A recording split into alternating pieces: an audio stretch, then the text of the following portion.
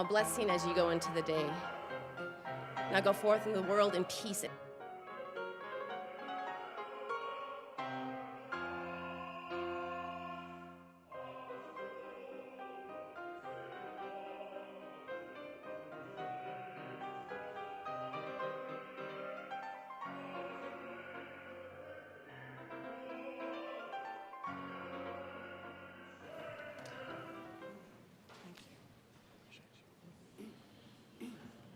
The Senate will come to order. Mr. Schaffler, please call the roll. Senators Amabile, Baisley, Ball, Bridges, Bright, Carson, Catlin, Cutter, Danielson, Doherty, Exum, Frizzell, Gonzalez, Hendrickson, Judah, Kip,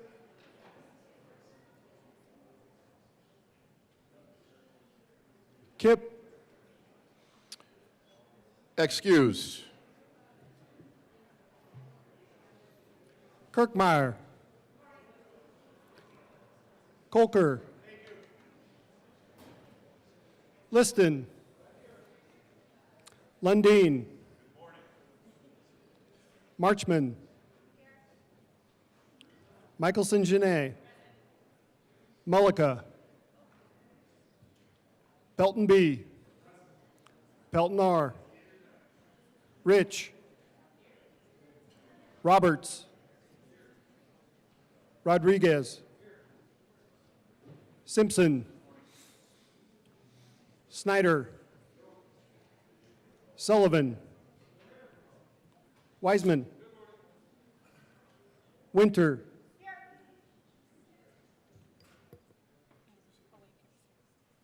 Kip,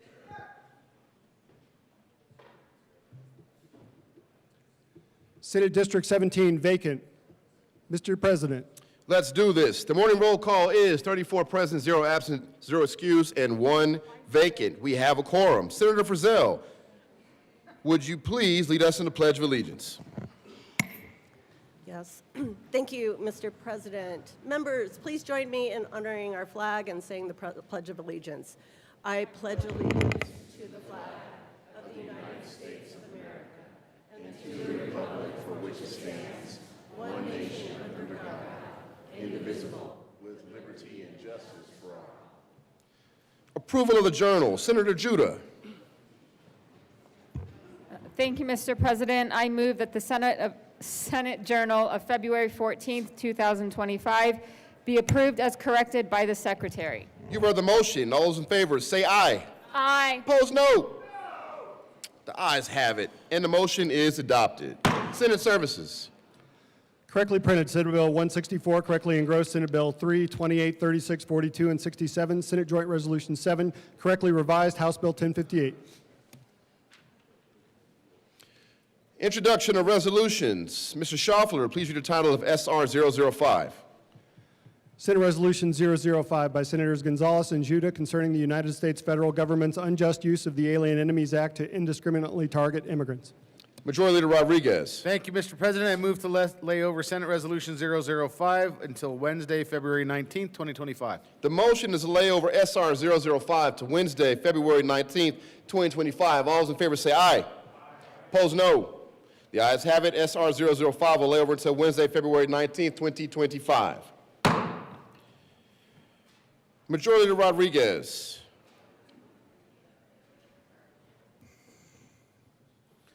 Thank you, Mr. President. I move that we proceed out of order for moments of personal privilege. You've heard the motion. All those in favor say aye.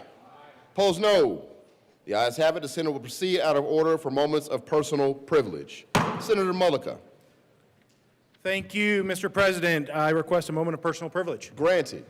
Thank you, Mr. President. I want to take this opportunity, members. Today is Colorado Nurses Day at the Capitol, and we have a number of nurses with us, both on the floor and in the gallery. And I just want to take this opportunity to welcome them. Members, you all know I'm an ER nurse outside of this, and it's been a tough couple of years to be a nurse. And I really think that and would hope that this body can show the appreciation and welcome these nurses who take care of us in our most difficult times. And so thank you for being here, and look forward to working with you and passing policy that's going to not only protect patients but protect healthcare workers as well.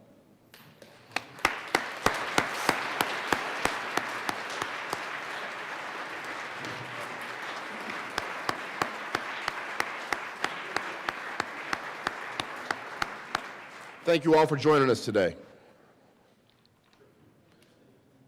Senator Michelson Janae and Senator Judah. Thank you, Mr. President. Members, I rise today to ask you to join... Moment of personal privilege. May I request a moment of personal privilege? Granted. Thank you.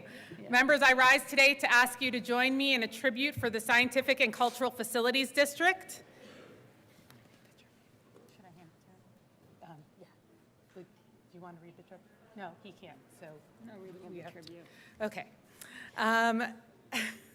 For more than 35 years, this district has expanded access to art, culture, and scientific experiences in the 7-county Denver metro area. In 2023, SCFD was able to grant $84 million to nearly 300 arts, culture, and science organizations in the region. These organizations include our largest cultural organizations like the Denver Art Museum, as well as regional gems like the Bird Conservancy of the Rockies. Senator Judah. Thank you, Mr. President, and thank you, Senator Michelson Janae. Moment of personal privilege. I request a moment of personal privilege. Granted. I appreciate it. I appreciate it.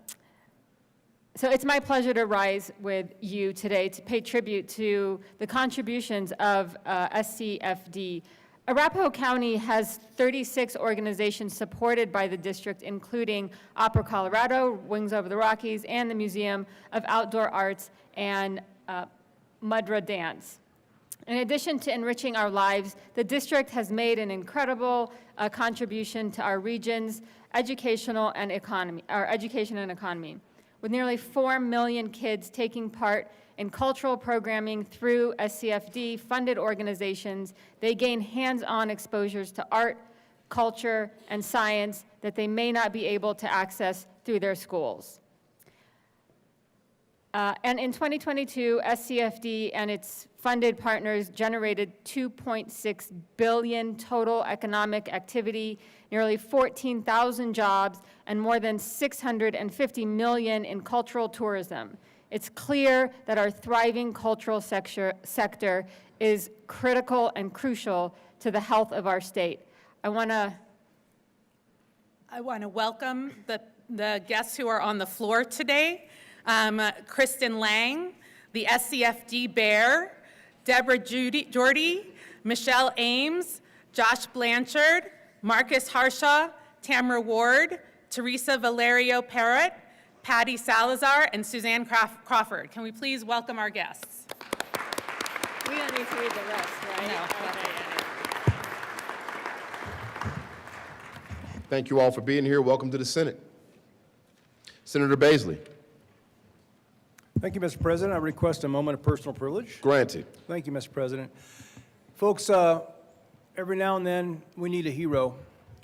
When that emergency medical situation just comes on us, or a family member, or when we're in that big accident that we didn't see coming and we need to be pried from a car, or sometimes when someone is caught on the side of a mountain, they underestimated the weather and the weather came upon them and so did the dark. We need a hero to come and rescue us. We have those professional heroes here visiting today. I want to recognize the emergency management systems professionals. We have several that are here on the floor with us, and we have about 40 more up in the gallery.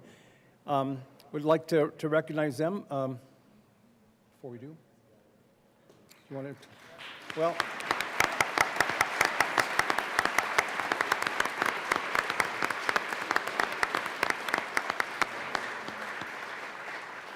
Senator Liston. Thank you, Mr. President. I, too, would like a moment of personal privilege. Granted. Thank you, Mr. President. Members, as my good colleague from Douglas County has stated, I just wanted to echo that the men and women of the EMS, Emergency Medical Services, that before the good nurses can take care of some of us, it's the EMS people who definitely take care of us, whether it's on the road or the side of a mountain or wherever they may be. A lot of people wouldn't be here today without the exquisite services of the EMS people, whether you're on the floor or upstairs. Thank you for all you do. Thank you, Mr. President.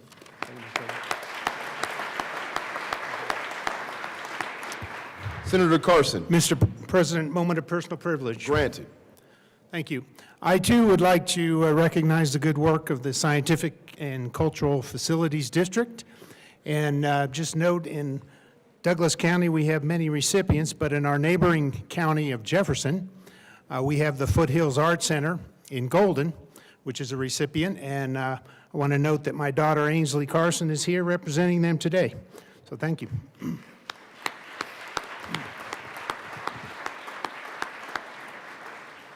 Thank you again. Senator Michelson Janae. Thank you, Mr. President. I request a moment of personal privilege. Granted. Thank you. So today is, we are going to honor the National Conference of State Legislatures on the occasion of its 50th anniversary, honoring its commitment to supporting state legislatures and celebrating its invaluable contributions in furtherance of the legislative institution. The National Conference of State Legislatures was founded in 1975 with the mission of advancing the effectiveness, independence, and integrity of legislatures across the United States. For 5 decades, NCSL has provided nonpartisan research, technical assistance, and policy analysis to the state legislators and legislative staff, fostering interstate cooperation and facilitating the exchange of information among legislatures. NCSL has been instrumental in strengthening the legislative institution and the state's role in the federal system.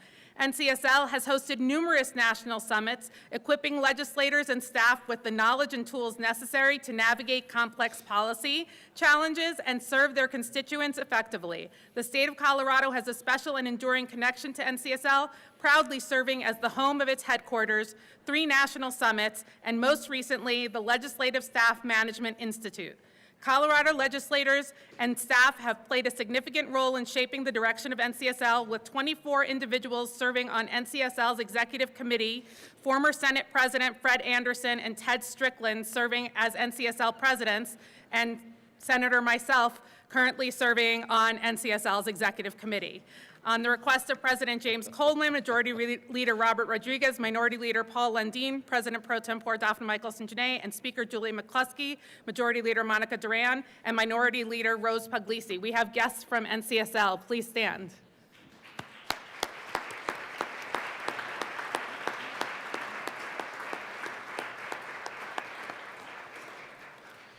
Thank you all for joining us today.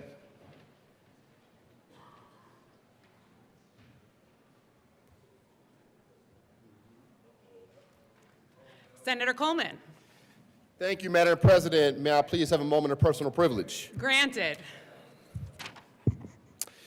Members, I'd like to take a moment to recognize some special guests joining us in the chamber today. We are honored to welcome again Anna Jo Garcia-Haynes, as well as Dr. Rosemarie Allen, along with this year's Advocacy and Policy Fellows from MSU Denver School of Education.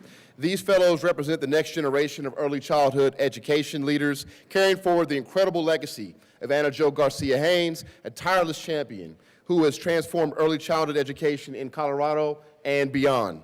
Through their dedication to serving our youngest learners and their families, these fellows embody the spirit of leadership and advocacy that Anna Jo has demonstrated throughout her distinguished career. Please join me in welcoming these future education leaders who will help shape the bright future of early childhood education in our state.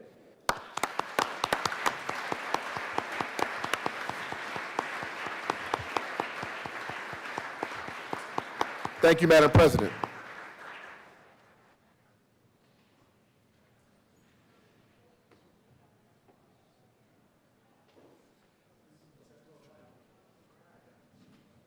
Senator 05.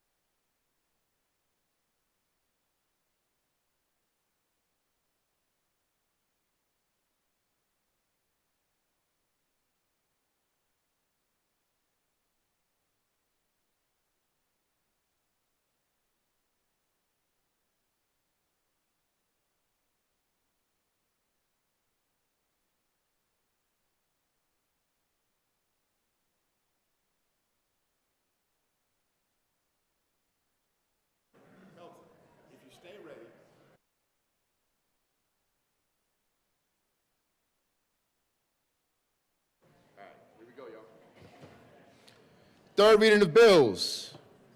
Consent calendar. Mr. Schauffler, please read the titles of all the bills on the consent calendar.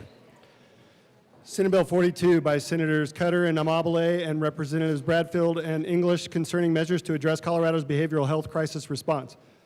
Senate Bill 28 by Senators Colker and Winter and Representatives Hamrick and Taggart concerning a requirement that the Public Employees Retirement Association implement certain risk reduction measures. Senate Bill 36 by Senators Catlin and Snyder and Representatives Leader and Winter concerning an exemption to the requirement that members of the Colorado State Patrol post a bond. Majority Leader Rodriguez. Thank you, Mr. President. I move for passage of all the bills on the third reading of bills final passage consent calendar, which includes Senate Bill 42, Senate Bill 28, and Senate Bill 36. Any discussion on any of the bills? Seeing none, the motion is the passage of all the bills on the third reading of the bills consent calendar. Are there any no votes? Senator Rich. Thank you, Mr. President. I wish to be recorded as a no vote for Senate Bill 42. Senator Rich will be recorded as a no vote for Senate Bill 42. Senator Baisley. Thank you, Mr. President. I would also like to be counted as a no vote on Senate Bill 42. Senator Baisley would be recorded as a no vote on Senate Bill 42. Senator Pelton R. Thank you, Mr. President. I wish to be recorded as a no vote on Senate Bill 42. Senator Pelton R. will be recorded as a no vote on Senate Bill 42. With a vote of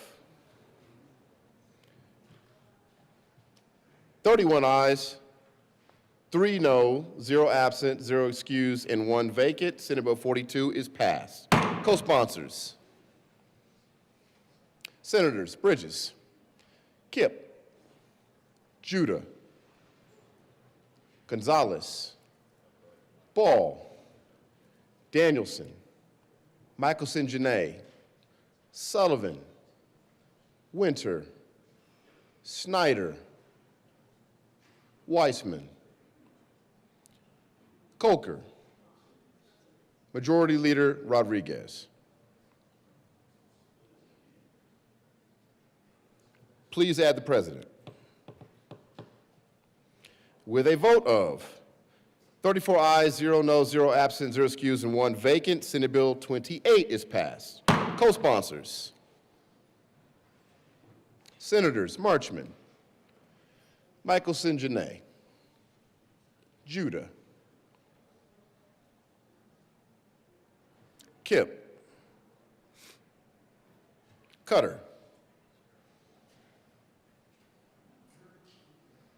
please add the president. With a vote of 34 ayes, 0 noes, 0 absent, 0 excused, and 1. Mr. Schauffler, please add Senator Bridges as a co-sponsor to Senate Bill 28.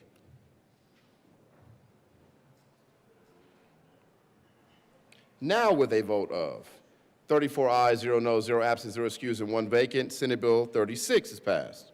Co-sponsors.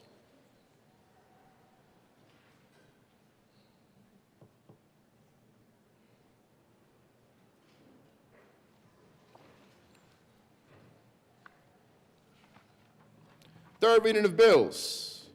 Final passage. Mr. Schauffler, will you please read the title of Senate Bill 5? I'll wait till you guys are done. Senate Bill 5 by Senators Rodriguez and Danielson, Representatives Mabry and Bacon, concerning the elimination of the requirement for a second election to negotiate a union security clause in the collective bargaining process and in connection therewith reducing an appropriation. Senator Danielson. Thank you, Mr. President. I move Senate Bill 5 on third reading and final passage. Any discussion? Seeing none, there is discussion. Mr. Minority Leader. Thank you very much, Mr. President. Good morning, colleagues, people of Colorado. I rise today in strong opposition to Senate Bill 005, a bill that seeks to dismantle the Colorado Labor Peace Act, a law that has provided balance, fairness, and economic stability in our state for over 80 years. The proponents of SB 005 claim that repealing this act will empower workers and unions, but the reality is far different. Eliminating the Labor Peace Act would disrupt Colorado's economy, hurt businesses, and strip workers of critical freedoms. It's a reckless move that prioritizes special interests over the very people we are elected to serve. The Colorado Labor Peace Act is a proven middle ground. It has, in my mind, echoes of the ethos of the West, how we come together to solve critical challenges and find middle grounds like the Labor Peace Act. Colorado's Labor Peace Act is unique in the country. Unlike right-to-work states where unions have little bargaining power, and unlike states that allow full union security agreements, our law provides a balanced approach. The two-step process required for mandatory union dues ensures that workers truly support a union before they are forced to pay dues. First, under the Labor Peace Act, workers vote to form a union, a process already protected under federal law. Second, and this is unique to Colorado, if the union wants to require dues from all employees, at least 75% of the entire workforce, not just those who voted in favor of the union, must approve it. The supermajority requirement ensures that any decision forcing workers to pay dues is broadly supported and not just pushed through by a small vocal minority. It ensures that workers retain the freedom to choose rather than being coerced into paying fees for representation they may not want. SB 005 would eliminate this second vote, allowing a simple majority of those who show up at the ballot box to decide for everyone, even those who weren't able to vote, weren't informed, or disagreed.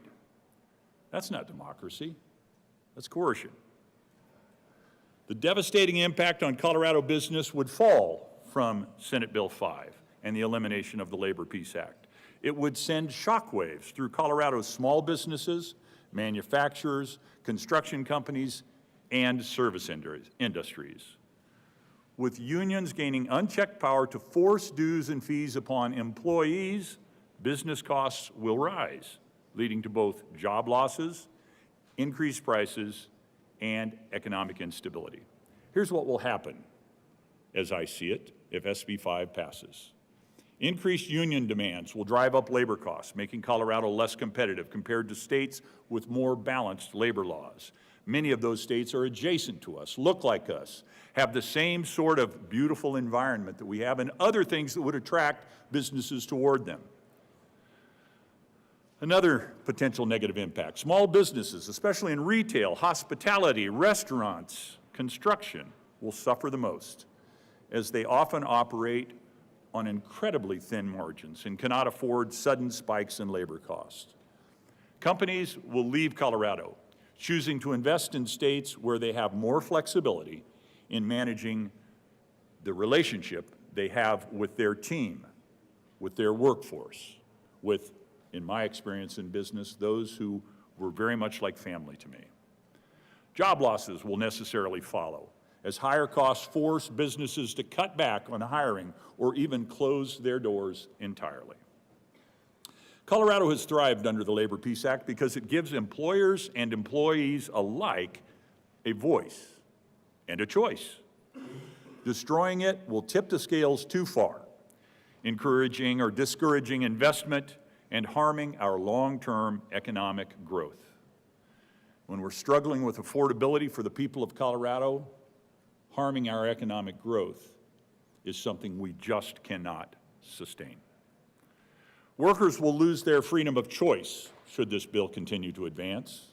I'm still campaigning for a no vote. SB 5 is being sold as a pro-worker bill, but let's be clear, it's an anti-worker freedom bill.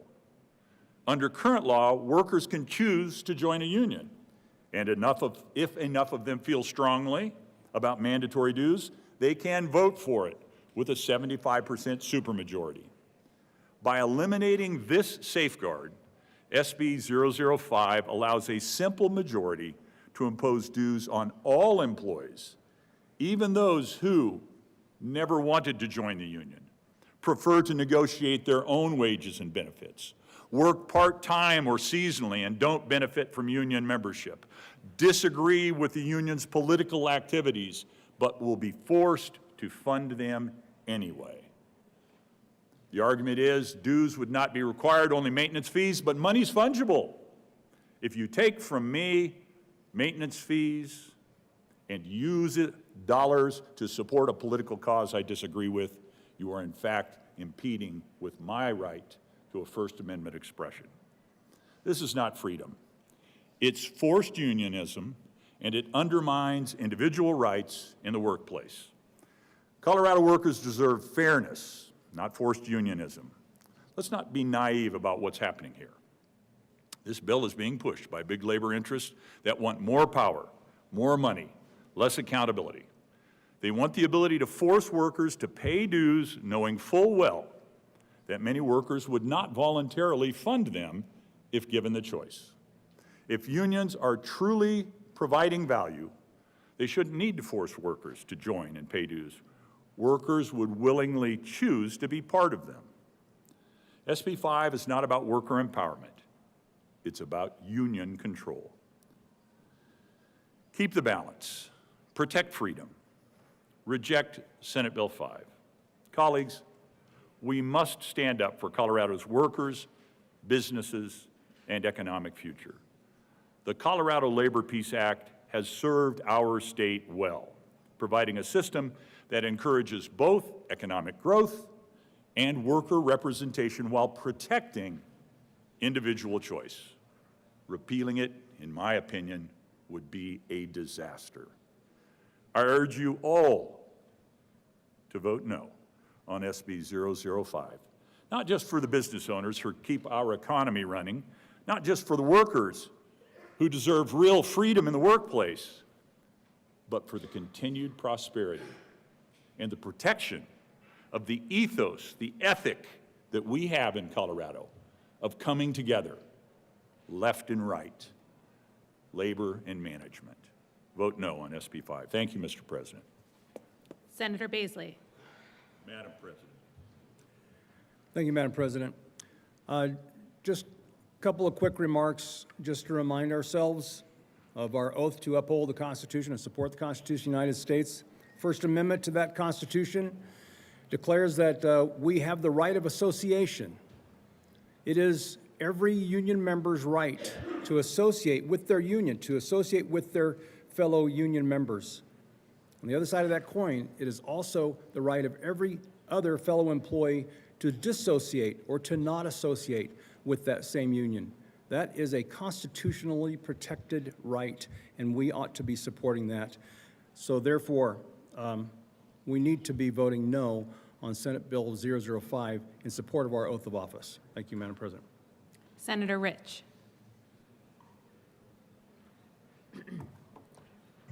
Thank you, Madam President.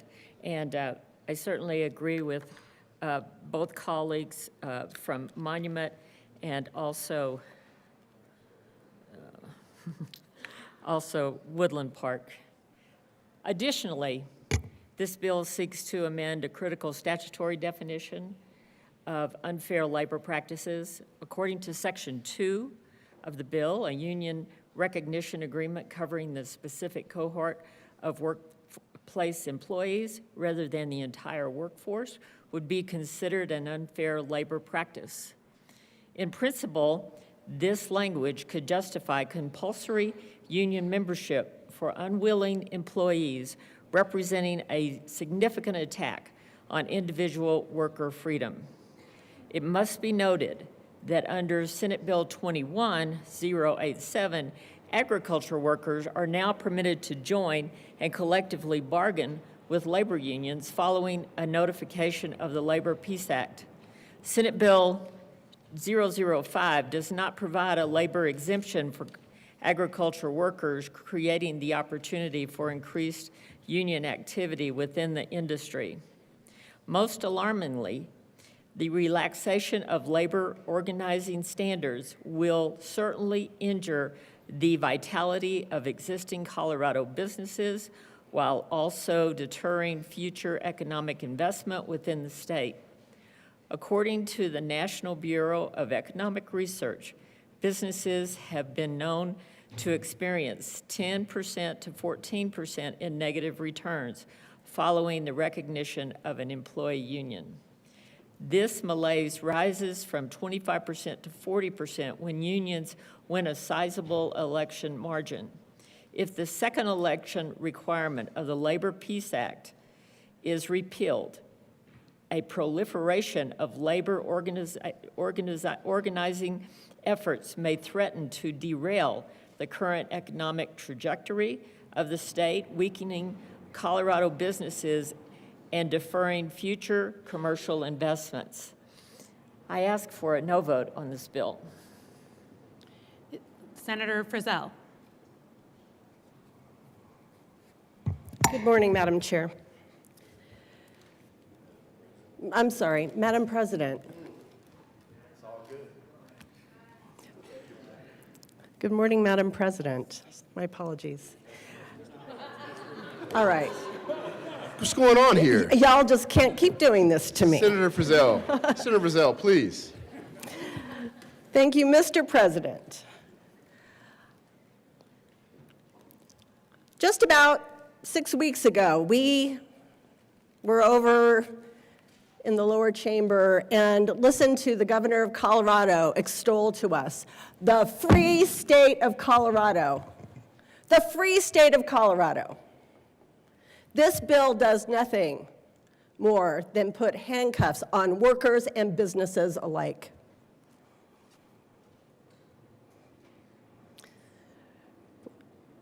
I heard this bill in committee, and it was astounding to me, the misrepresentation of what is actually going on in the free state of Colorado when it comes to businesses and employees. And we had lots of testimony from folks that were flown in from all over the United States who don't know anything about the free state of Colorado. But they sure knew a whole lot about unions. We were told in committee that this bill is to assure that all workers can thrive. But really, is it? It seems to me it assures that unions can thrive in the state of Colorado. We must, in the state of Colorado, the free state of Colorado, give our workers choices, not mandates. I was especially disappointed on second reading when we sought to pass an amendment to this bill that would demand transparency of agency fees, or whatever the heck you want to call them. And it was voted down. Is there something wrong with transparency? Is there something wrong with unions being transparent in how they're spending worker dollars? What are they so afraid of?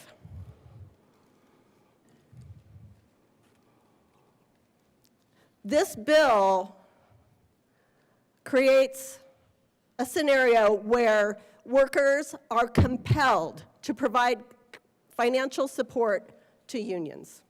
Compelled. There was a lot of testimony and discussion on second readings about keeping workers safe. This is so important because we have to keep our workers safe, which really implies that our business owners condone unsafe working conditions, and I think that that's very problematic, very problematic. I actually agree. There are several key industries and jobs in the state of Colorado where our workers do face unsafe working conditions. So you know what? Let's fix that. Let's fix that. Let's create penalties for people who assault healthcare workers. Let's create penalties, additional penalties, for those who assault our teachers, our peace officers, our social workers, and airline employees. Let's do that. There are already federal regulations for making sure that we have safe working conditions. We have OSHA, the Occupational Safety and Health Act, Fair Labor Standards Act, ADA. These are all federal mandates to assure safe working conditions. Unions aren't going to do that. It already exists. My colleagues have talked a lot about the unintended, perhaps, consequences of this legislation on the business community and our ability here in Colorado to attract new businesses. It has been stated over and over again that the passage of this bill will have a chilling effect on attracting and retaining businesses here in the state of Colorado. This state that is already the 6th most regulated state for business in the country. This free state of Colorado. Our current law, as it sits, is great for attracting businesses, and candidly, it's one of the few things that we have going for us, given all the other regulation that we have imposed on business.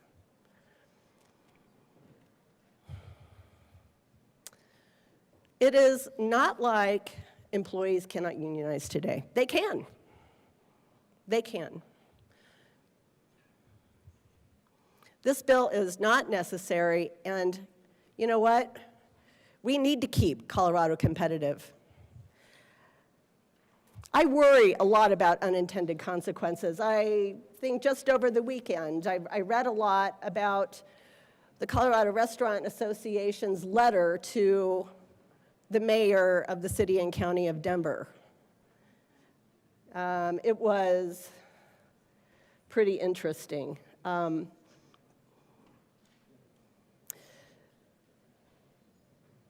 A lot of it is policy that is specific to the city and county of Denver, but the restaurants are crying out saying, you are killing us.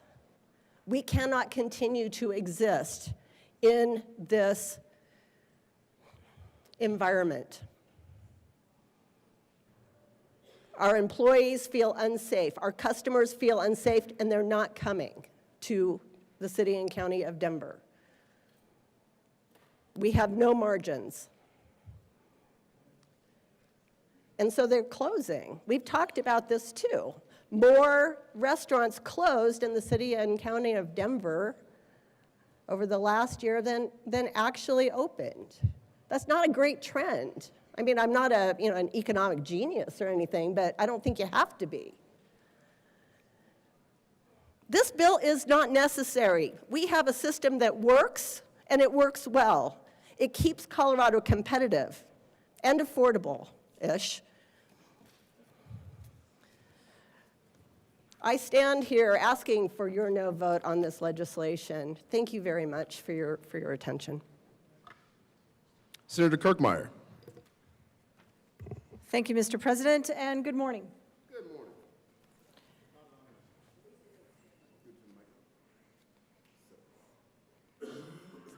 Did you want to be up here?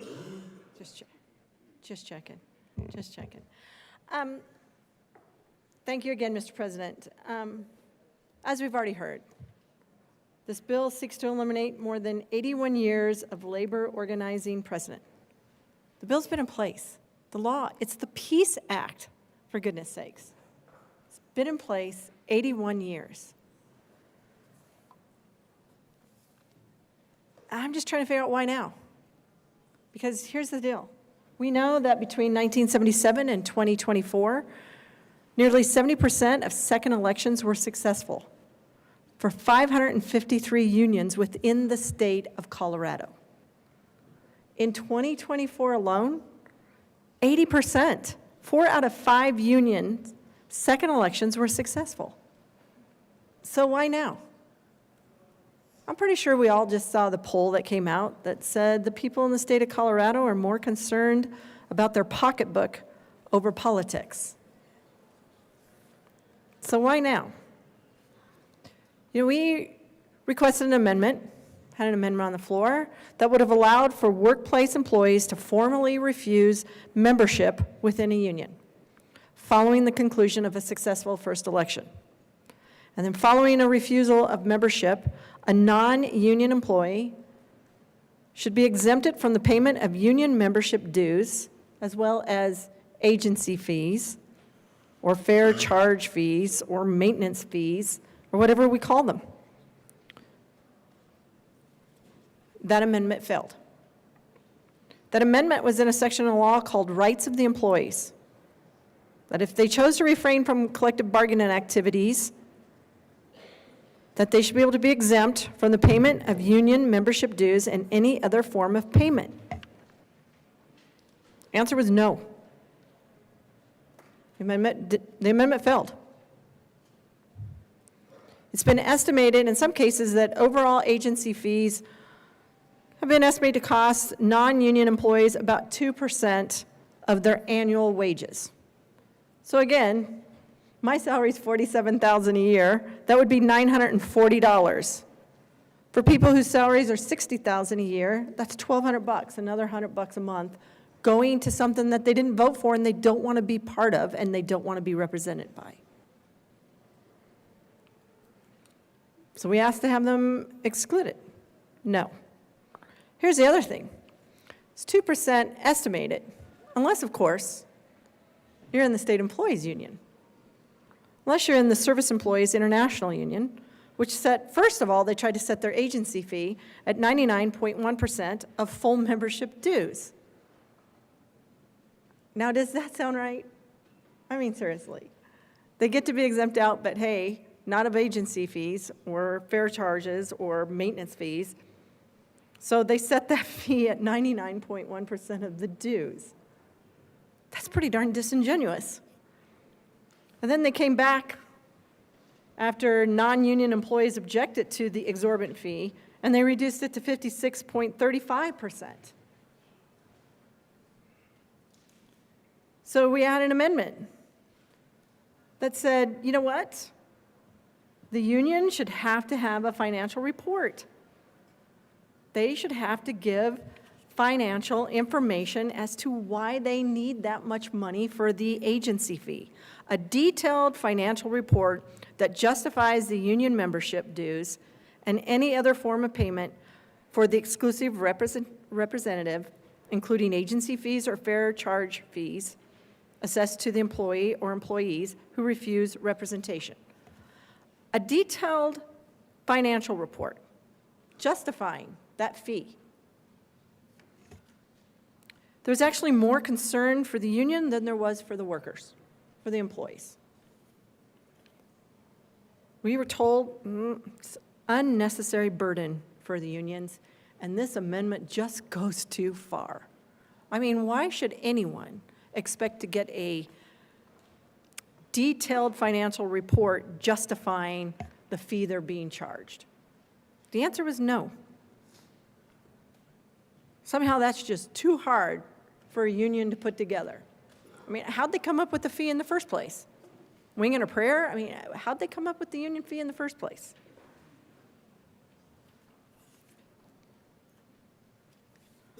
You've heard it. We're all going to say it again. But the relaxation of labor organizing standards will certainly ensure the vitality of existing Colorado businesses while also deterring future economic investment within the state. We know that according to the National Bureau of Economic Research, businesses have been known to experience anywhere from 10 to 14% in negative returns following the recognition of an employee union. Before I asked why now, I'm just going to say now is just not the time for this. Not the time for it. Not when you consider that the cry has been for affordability, that we need to cut fees, that we don't need to keep charging yet another tax on Colorado's working families. Yet that's what could happen. Now is not the time. I would ask for a no vote on Senate Bill 005. Senator Pelton B. Thank you, Mr. President. I apologize for my voice. I'm just getting over my cold that my kids have given me after all the wonderful athletic events they've played in. Sounds beautiful. Please continue. So I've heard a lot about this bill. Yeah, I heard a lot about this bill over and over and over again. As somebody who has worked in the construction industry for 28 years and have actually had union reps come to our shop and ask us if we wanted to join or not when we were doing commercial jobs or industrial jobs, not a lot of residential jobs, but mostly the bigger jobs that we were doing. None of us decided to do it because our employer was treating us very well. And it wasn't just that, it was just how much money we were going to have to take out of our paycheck. And you've heard it here before. Somebody else came up here and said, you know, we've already have this. Since 1977, we've already had this. There's unions that are now part of the force, or the labor force. They've been part of the force for a long time. And the thing that I always like to point out is in my trade, just in my trade alone, unions only represent less than 10% of the workforce. I'm the other 90. So that will tell you right there on how a lot of us don't want to join the unions because we don't see a benefit in it. I mean, my concern, when this bill was first brought up on last week, and I heard the sponsors talk about profits have gone up in business. Profits have gone up. Well, the labor boss's profits have gone up too. And are we going to continue to let that happen? I mean, it just doesn't make any sense to me of why we have to change what's been going well for Colorado for so long and change it now. Nothing's changed. This is a great state. And I agree with the good senator from Douglas County when she came up here and said, you know, affordable-ish, because that's kind of where we're at right now. But the greatest state that I lived in, that I wanted to come back to after I served in the military, we have done an excellent job of making sure that if you want to join a union, you can. If you don't want to, and you lose the vote and you don't want to now, if this bill passes, I have to pay into the unions. And I don't want to do that because I don't know what they're going to spend my money on. And that's my biggest fear.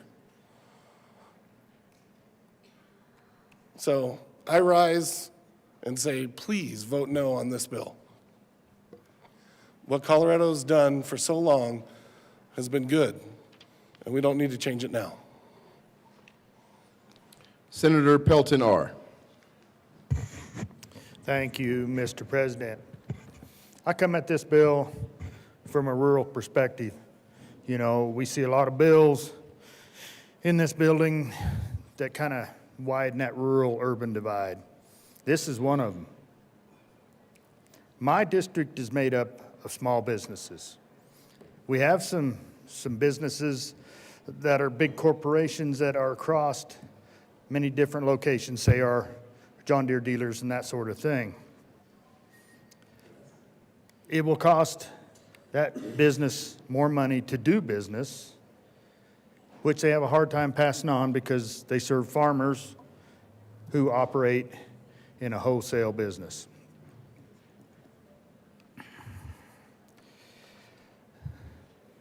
You know, I worry, just like the good senator from Sterling talked about, how this is going to, you know, take money out of employees' pockets and be spent on things they don't want to be spent on. In legislative audit last week, we had the division there that takes care of our veterans in homes when they can't take care of themselves. And since they were making money until 1922, and then all of a sudden their costs went like this. So I asked the director, I said, looks like in 1922 you negotiated with Colorado Winds, and most of their employees are union employees, And so then their salary line went like this. And she said, that's exactly right. So if we want to do away with efficiency, we want to raise costs, we want to lower what people take home, let's pass this bill. I plead that you don't. I ask for a no vote. Senator Catlin. Thank you, Mr. President. I'm here today. I've gotten a really big outpouring from restaurants here in the Denver area and all over the state that are really concerned about this bill, that they're afraid that they're not going to be able to survive after this bill passes. They've brought to my attention how many of them have not survived after COVID, and that some of them are hanging on real tentatively. You know, we may not think about those small businesses when we're thinking about the overall landscape of labor. But this is one where there are a lot of people that work within the restaurant industry, front area, back area, and I've had a lot of, like I say, a lot of conversations with people that are concerned about this. Maybe I was naive, but I didn't really think about that when we were talking about this bill, but there have been that many that I needed to come down and at least give voice to them that they're concerned about it. And you know, I'm a rural legislator. We have concerns out there in the country about what this bill will do. Will unions end up in areas where there's 4, 5, 6 people employed, 3, 4, 5? Those kind of things make me worry about what's going to happen out in those rural areas. We don't operate like the folks here in the urban corridor operate at all. Most of these people we've known for years. They're almost family.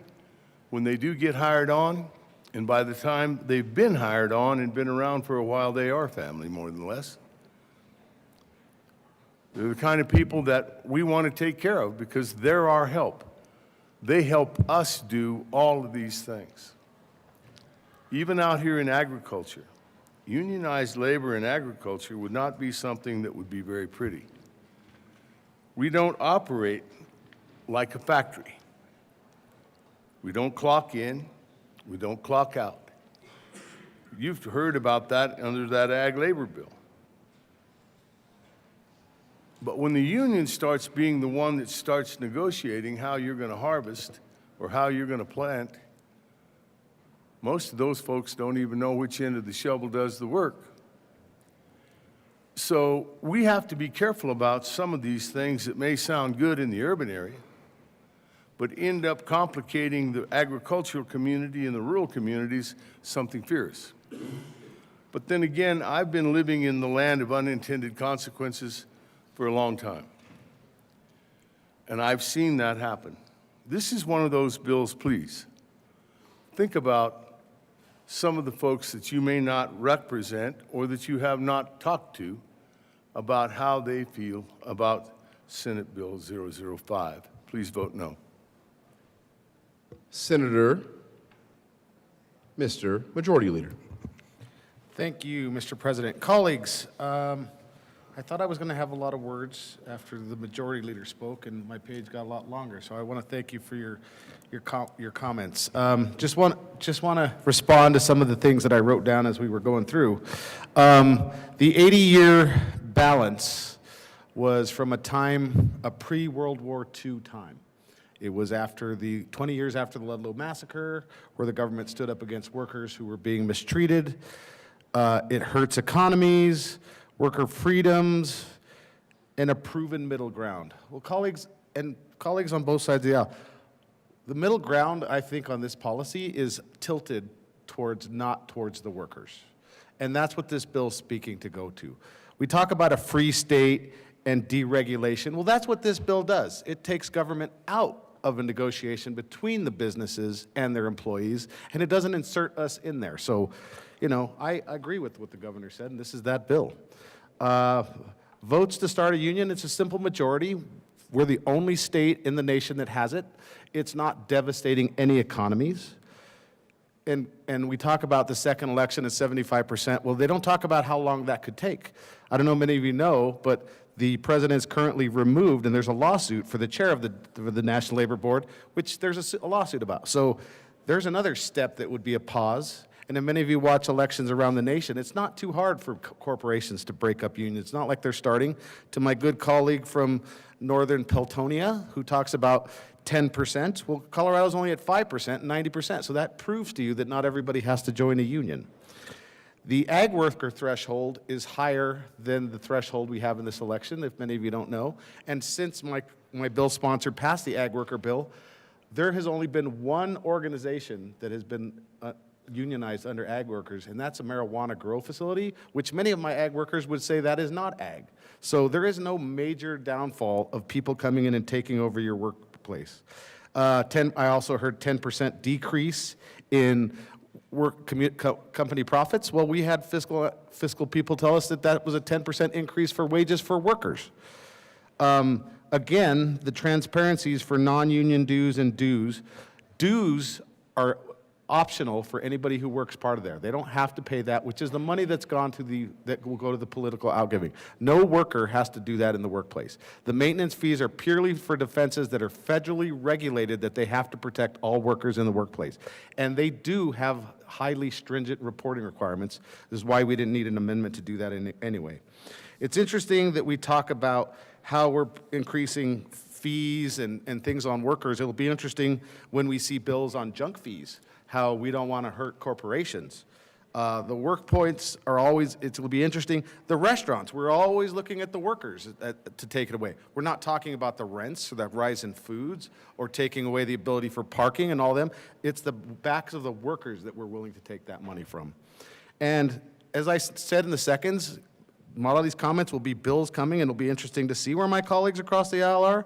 Wage theft, restaurants, we'll always take this work from the back of workers when we're doing it. So colleagues and my colleagues on my side of the aisle, I urge and I vote on this bill. I don't think it's bad for our economy to use us as a target for businesses coming here. Come to Colorado because your workers have less rights. I ask for an I vote. Senator Danielson. Thank you, Mr. President. Thanks, colleagues, for your time today. Just want to talk about a few things that have come up over the last few days.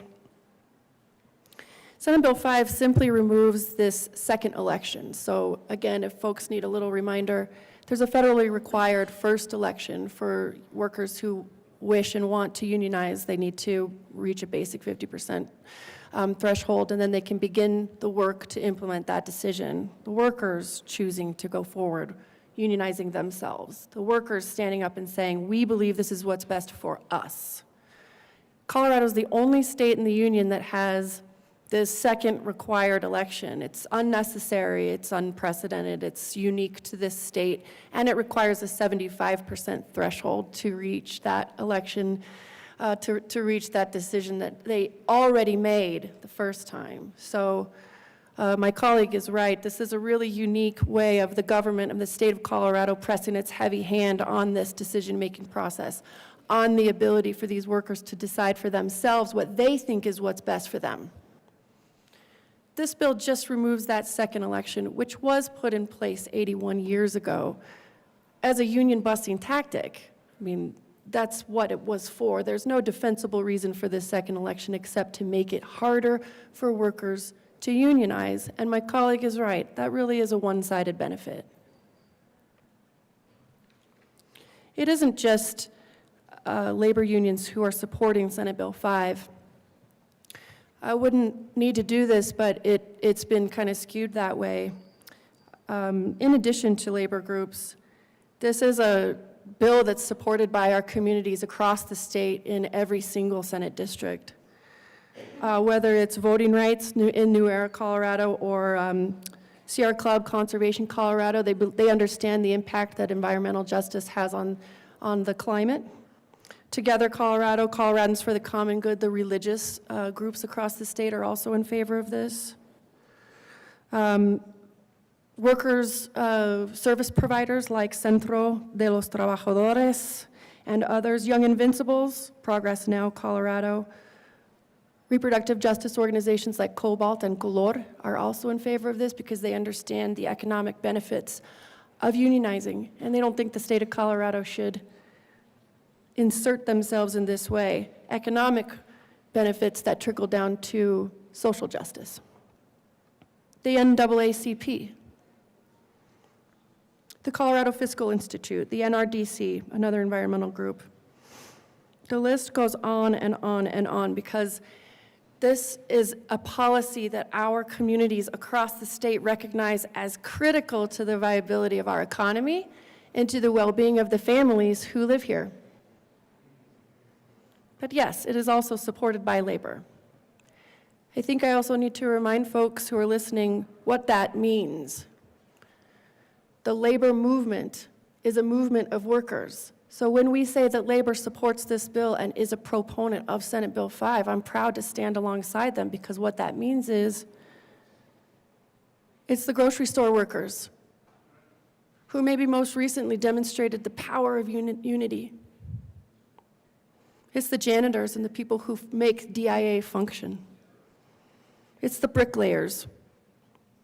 It's the teachers and the other educators across the state, the truck drivers, the communication workers, the electrical workers, the plumbers, the firefighters, steel workers, sheet metal workers, the transportation workers who run our railroads, the miners, construction workers. Again, I could go on and on and on and on. That's what labor is a representation of the working people of the state of Colorado and the United States. They understand the benefits of a union contract and union protection. That's why they chose to unionize.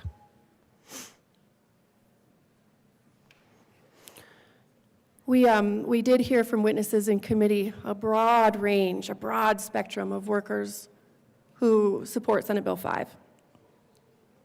All of the folks that I just mentioned and then some. And yes, there were international leaders who had come to Colorado to demonstrate that all eyes are on this state right now. Is Colorado going to stand up for working people or not? There were international leaders of several unions who came to say, yes, we do understand the protections of a union contract, and this bill is about the basics of collective bargaining. We are watching what Colorado does. Everyone in this nation is watching what Colorado does with this Senate bill. That's why they were here, is to demonstrate the national and international importance of Senate Bill 5 in particular, not to mention the rights of workers in general. They understand that union protections include better wages, better benefits, safety on the job, medical leave, safer working conditions specific to every job, which is why they're able to advocate for that during negotiations. It's different for janitors, healthcare providers, servers, truck drivers, grocery store workers, firefighters. It's different for every single profession. And the ability to have a seat at the table and negotiate that with one's employer is only ever guaranteed in a union contract. Now, some workplaces are very healthy, as was demonstrated by some of the proponents of the measure who said, I am a small business owner and I'm never going to need this. My workers don't need this. One of my colleagues just demonstrated that today. A lot of workplaces are very healthy, where workers have a seat at the table and are respected and treated with dignity and paid fairly. This bill is not for them. For those who need it, the union benefits include support for families, hardship funds. Maybe there's a death in the membership ranks. You know, if we lose a firefighter or a first responder, there are funds within the union structure to provide for those families. If a member is experiencing homelessness or has a child in the hospital, unforeseen circumstances, the union is there to stand up for their brothers and sisters and provide for the family. When workers are forced to go on strike because the company will not respect their wishes or even come to the table, that's a hardship that these workers are going through. They're walking off the job to stand in unity to show the company what they are worth. Well, that's really tough because they're not bringing home that pay. The union can provide those supports. The union protects them from retaliation. So when a worker is in a place where they need to stand up for themselves and advocate for either safety on the job or better pay, better benefits, whatever they see fit is gone wrong in their workplace. Without that union protection, oftentimes they're retaliated against, and sometimes quite fiercely, which is what we heard in committee as well. Union protections are tangible and real, and that is why many workers seek them. The question of why now is because this is a direct response to the outcry from the public. Workers are standing up and demanding that we respond to their needs, to their hardships, to what they are facing on a daily basis.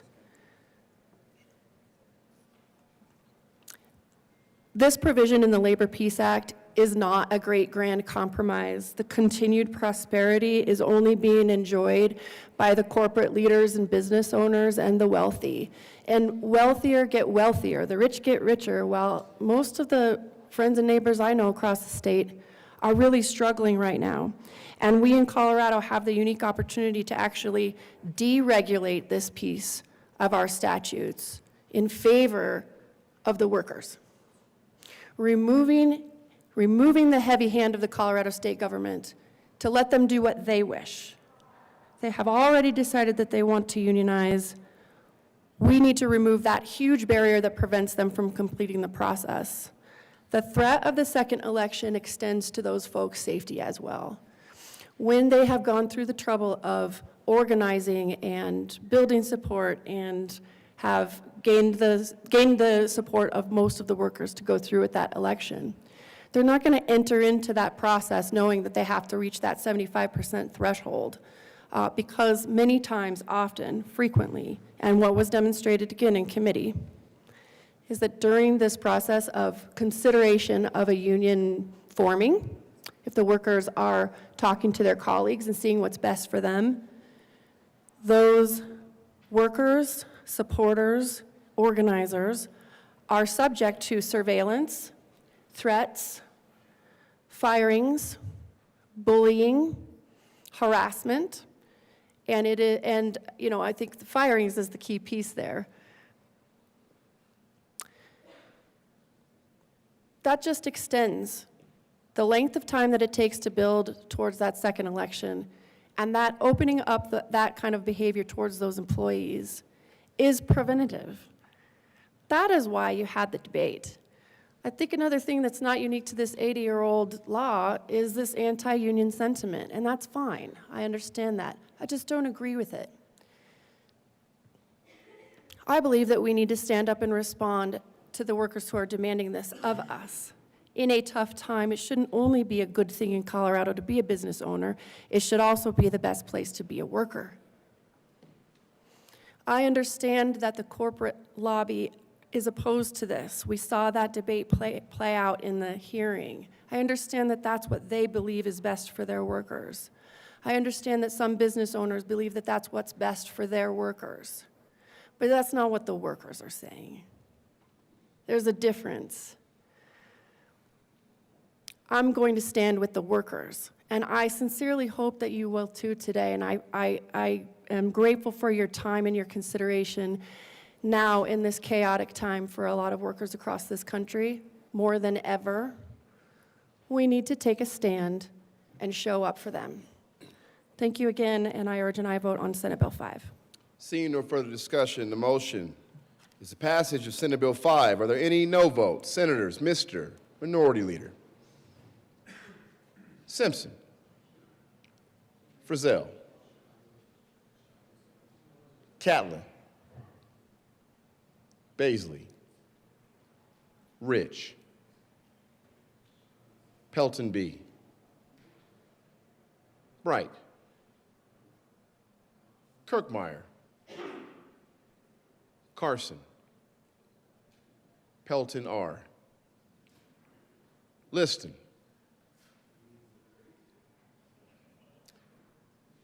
With a vote of 22 ayes, 12 noes, 0 absent, 0 excused, and 1 vacant, Senate Bill 5 is passed. Co-sponsors.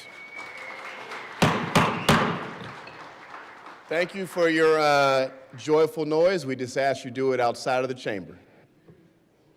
Co-sponsors, Senators Gonzalez,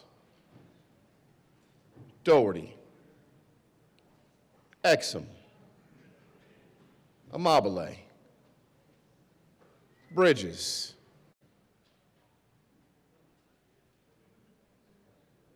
please add the president. Semi-automatic firearms, and in connection therewith prohibiting the manufacture, distribution, transfer, sale, and purchase of specified semi-automatic firearms and classifying a device that increases the rate of fire of a semi-automatic. Purely technical in nature that include things like replacing the word fire space arms with the word firearms. Thank you, Mr. President. The question before the body is Senator Gonzalez's request for permission to offer third reading amendment. All those in favor say aye. Aye. Opposed, no. The ayes have it. Permission is granted. Mr. Schaffler, please read the title to L042 to Senate Bill 3. Amendment L042, amend and gross bill, page 8, line 1, after education, insert that operates and strike of and substitute of. Page 9, line 1, strike and second and. Page 9, line 5, strike will and substitute will and. Page 14, line 18, after name, insert Senator of. Gonzalez. Thank you, Mr. President. I move L42 to Senate Bill 3 and ask for an aye vote. Any further discussion? Seeing none, the motion, there is discussion on the amendment? No discussion. Seeing no further discussion, the motion is the adoption of L042 to Senate Bill 3. Are there any no votes? Senator Liston. Senator Baisley. With a vote of 32 ayes, 2 noes, 0 absent, 0 excused, and 1 vacant, L042 to Senate Bill 3 is adopted. To the bill, any further discussion? Mr.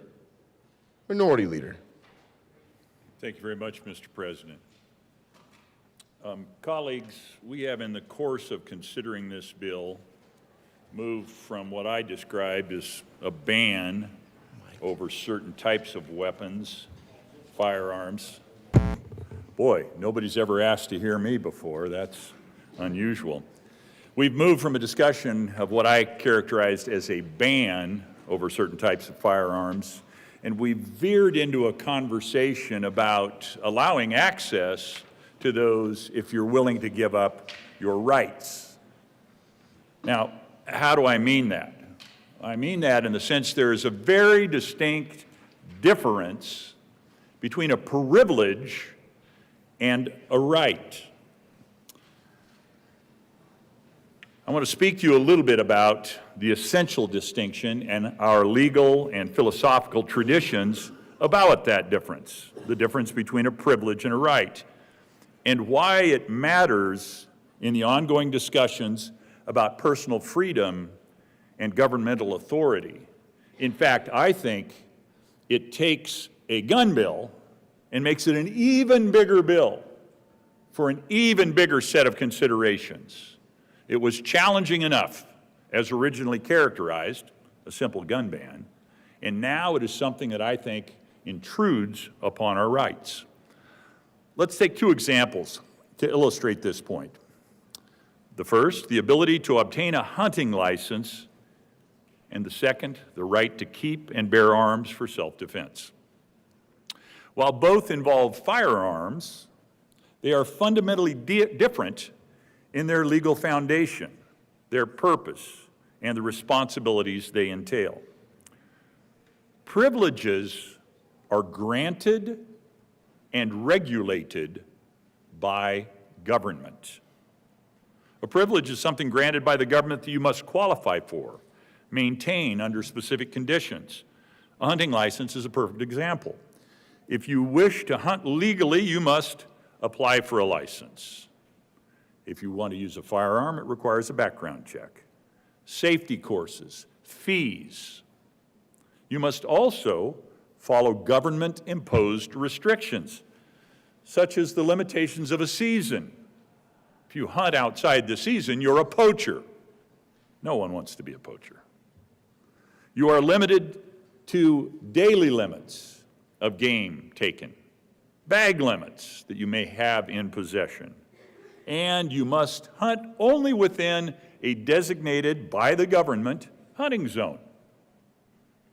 For big game, you have to put in for a tag and hope that you draw so that you can exercise your privilege. Except that the privilege can be revoked if you violate the law. This is something you also sign on to, such as hunting out of season or failing to follow safety regulations. You can't hunt near a state highway. You've got to be a certain distance away from buildings, structures. A significant number of limitations are placed. But hunting is not an inherent or natural right, not for any of us in this chamber. There are certain indigenous people that have additional rights towards hunting that we don't have. We take it as a privilege. In some ways, they take it as a privilege and are extended certain rights. It's controlled by state and local authorities, and with regard to that last category I was talking about, some federal authorities and treaties as well. It's driven by wildlife conservation and public safety. And if you fail to meet the government conditions, you lose that privilege.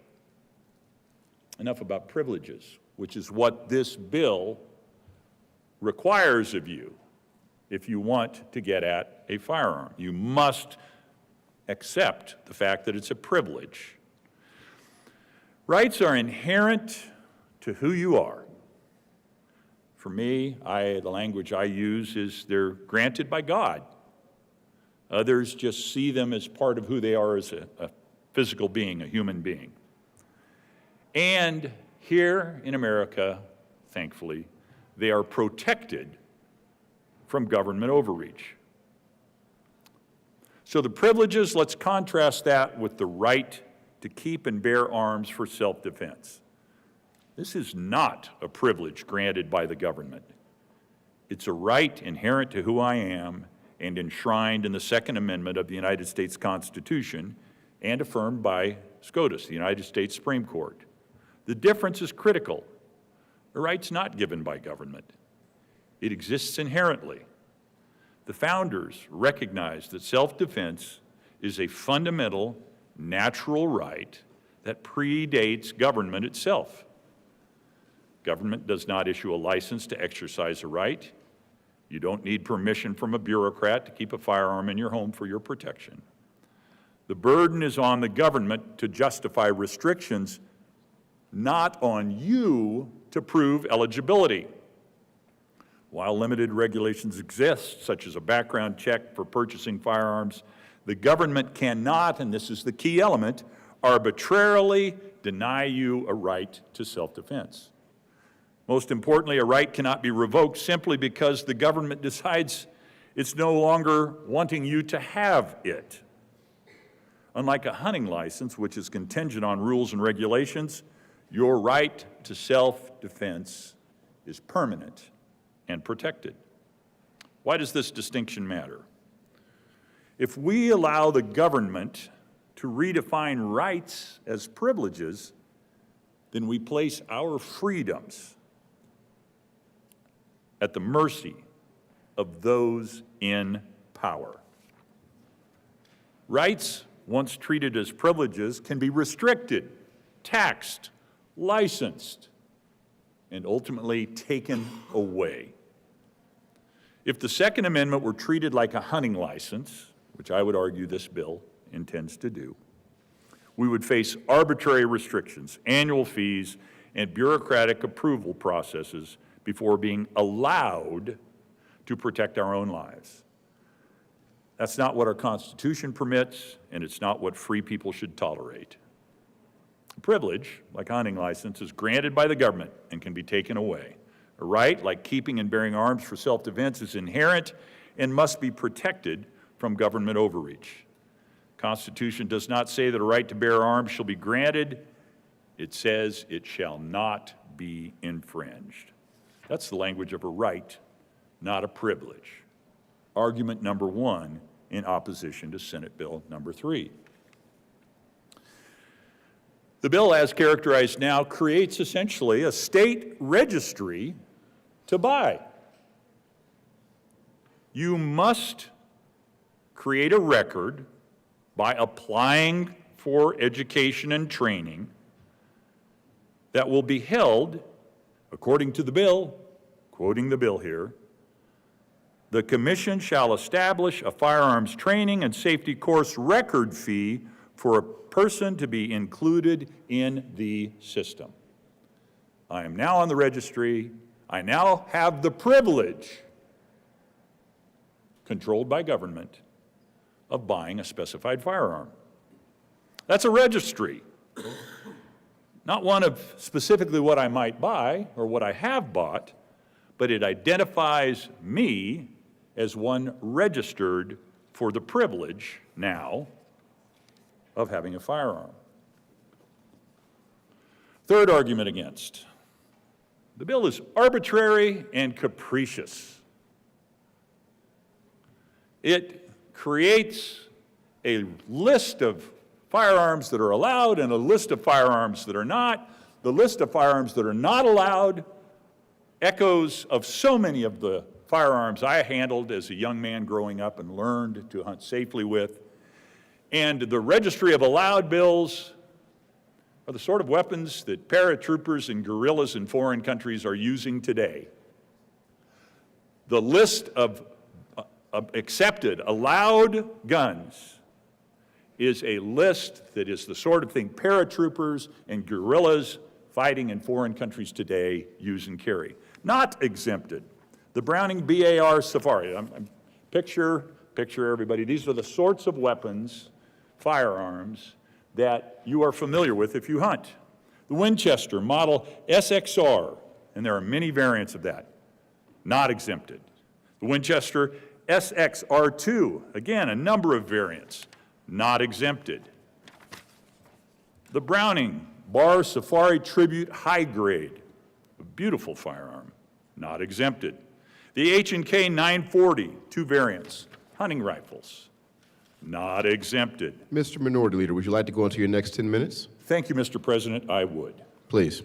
H&K 630, another popular hunting rifle, not exempted. The H&K 770, not exempted. The Henry Homesteader rifle, talk about a traditional firearm, not exempted. Marlin, Model 45 Carabine, not exempted. The Remington, Model 74, an iconic hunting rifle, not exempted. Remington, Model 81, not exempted. Ruger PC Carbine, not exempted. A Standard Arms Model G, not exempted. A Sig Sauer MCX Regulator, not exempted. There are examples, many examples, of modern sporting rifles. In the parlance, they're MSRs. They're hunting-specific variants. Most MSRs are built on non-patented actions. Therefore, hundreds of examples of these variants exist across many brands. These examples are highlighted because, 1, they're built on the most common modern platforms, and 2, they're all designed primarily as hunting rifles of larger calibers. As of this writing, as of this moment, as of this delivery, we've identified over 150 additional unique firearms in addition to those highlighted, and I'm going to read this list here above, that they fall into this MSR, modern sporting rifle category. All chambered in calibers legal for taking big game in the state of Colorado. The Nemo Omen, there are 7 variants. The Noreen BN36X32, there's 2 variants. The Great Lakes Firearm, GL10. Daniel Defense, the D&D 55 V4, 3 variants of that. The Daniel Defense D&D version 5. The POF Revolution, there are 3 variants of that. Stag Arms Pursuit, 10. There are 16 variants of that. Stag Arms, or the Wyoming Arms 12 series, 6612. There are at least 3 variants of that. The Savage MSR 10 Hunter. And my favorite shotgun that I learned in terms of, I learned first on a break action, single shot break action, and then I moved to a pump, and then I moved to an automatic. Remington 1100, not exempted. There are hundreds of additional firearm variants that fall into these categories from multiple manufacturers because there are no states with equivalent legislation. We assume that there are no existing Colorado-compliant versions of these firearms. Indeed, many semi-automatic firearms legal in other states with assault weapons bans will fall into the category of not exempted here in Colorado. We're more restrictive than states that have assault weapons bans. They would include all the Armalite 15 variants, all the Armalite 10, 9, and 18 variants, and all AK and SKS variants. What is exempted, and this is the arbitrary and capricious part of this whole thing, so standard hunting weapons, I call them, firearms, the bill calls them, that are not allowed. What is exempted, Springfield M1A1 standard. However, the Springfield M1A1 standard, that is the CMP, the Civilian Marksmanship Program, it's for match shooting, is not exempted. The Benelli R1 designates a series of hunting rifles, not a single gun, there's a whole series of them. There are at least 4 different models today, and here's part of the challenge and what makes this bill, again, in another way, arbitrary and capricious. The series changes annually. It gets updated annually, meaning that it's included on the list today, but next season's gun, next year's firearm, will not be on the list and therefore not exempted. The bill exempts the Browning Bar MK3. It exempts the Gewar 43, which was originally made and still made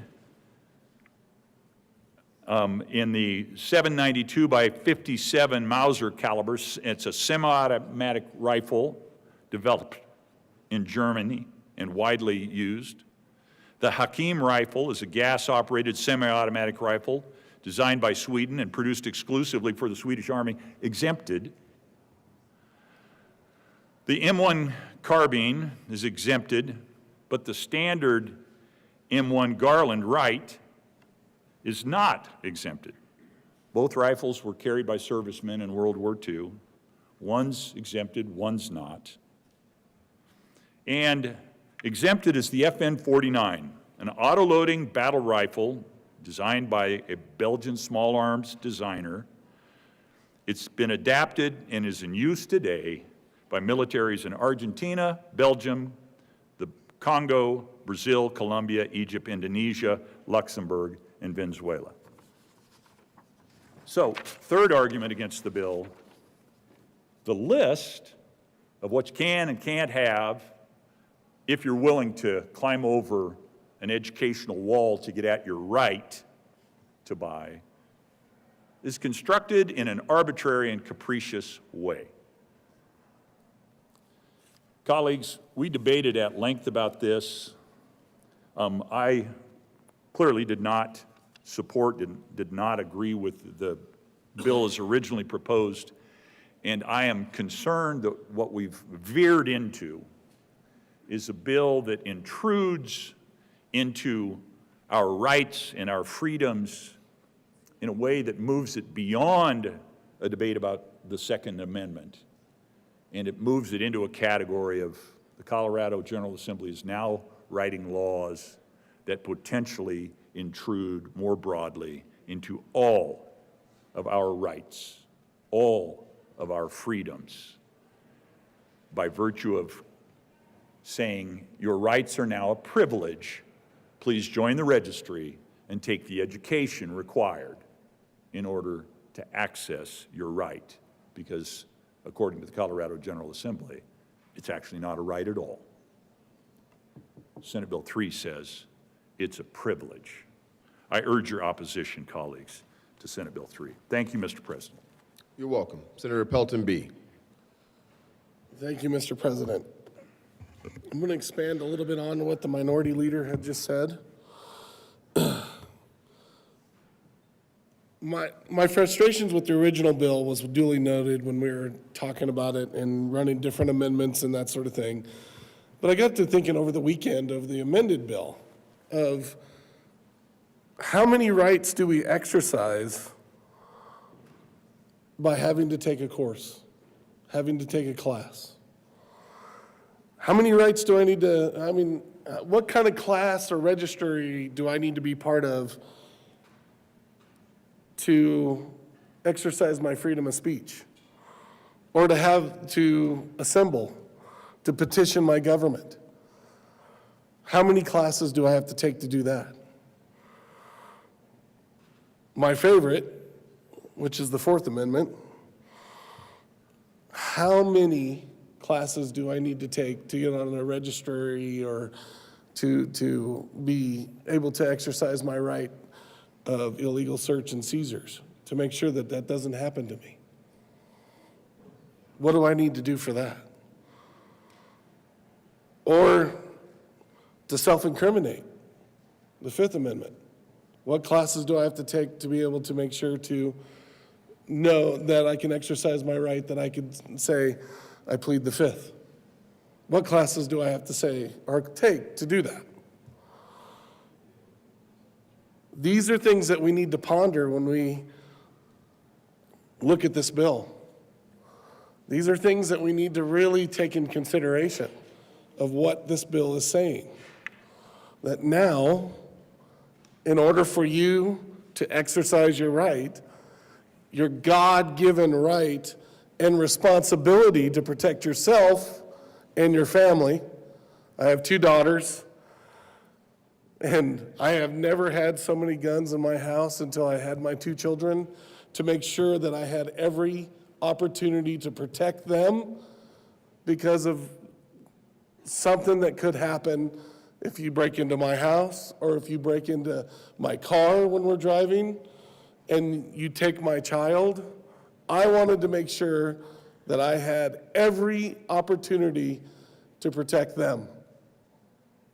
And that's what I want to make sure that I had. In 1994, when I graduated high school, I went and took an oath that said that I would protect the Constitution of the United States. And I just read off parts of the Bill of Rights to you folks about what classes do I need to take to be able to exercise those rights. They're rights. They're not privileges, they're rights. If I want to buy an AR to protect my family, I should have that right without having to take a class. Or, like there was an amendment already on that bill, if I'm an honorably discharged veteran, I should have it too. Because I earned that right by serving my country. I'm very concerned on where this bill is leading us, especially when it comes to exercising our rights. I want to make sure that I can have the freedom of speech at any time to disagree with my government. I don't care who's in the White House. I will disagree at times. And I want to make sure I have that right, just as like without having to take a class or without having to be part of a registry. That's why they're called rights. Please, members, I ask for a no vote on Senate Bill 3. Senator Baisley. Thank you, Madam President. You know,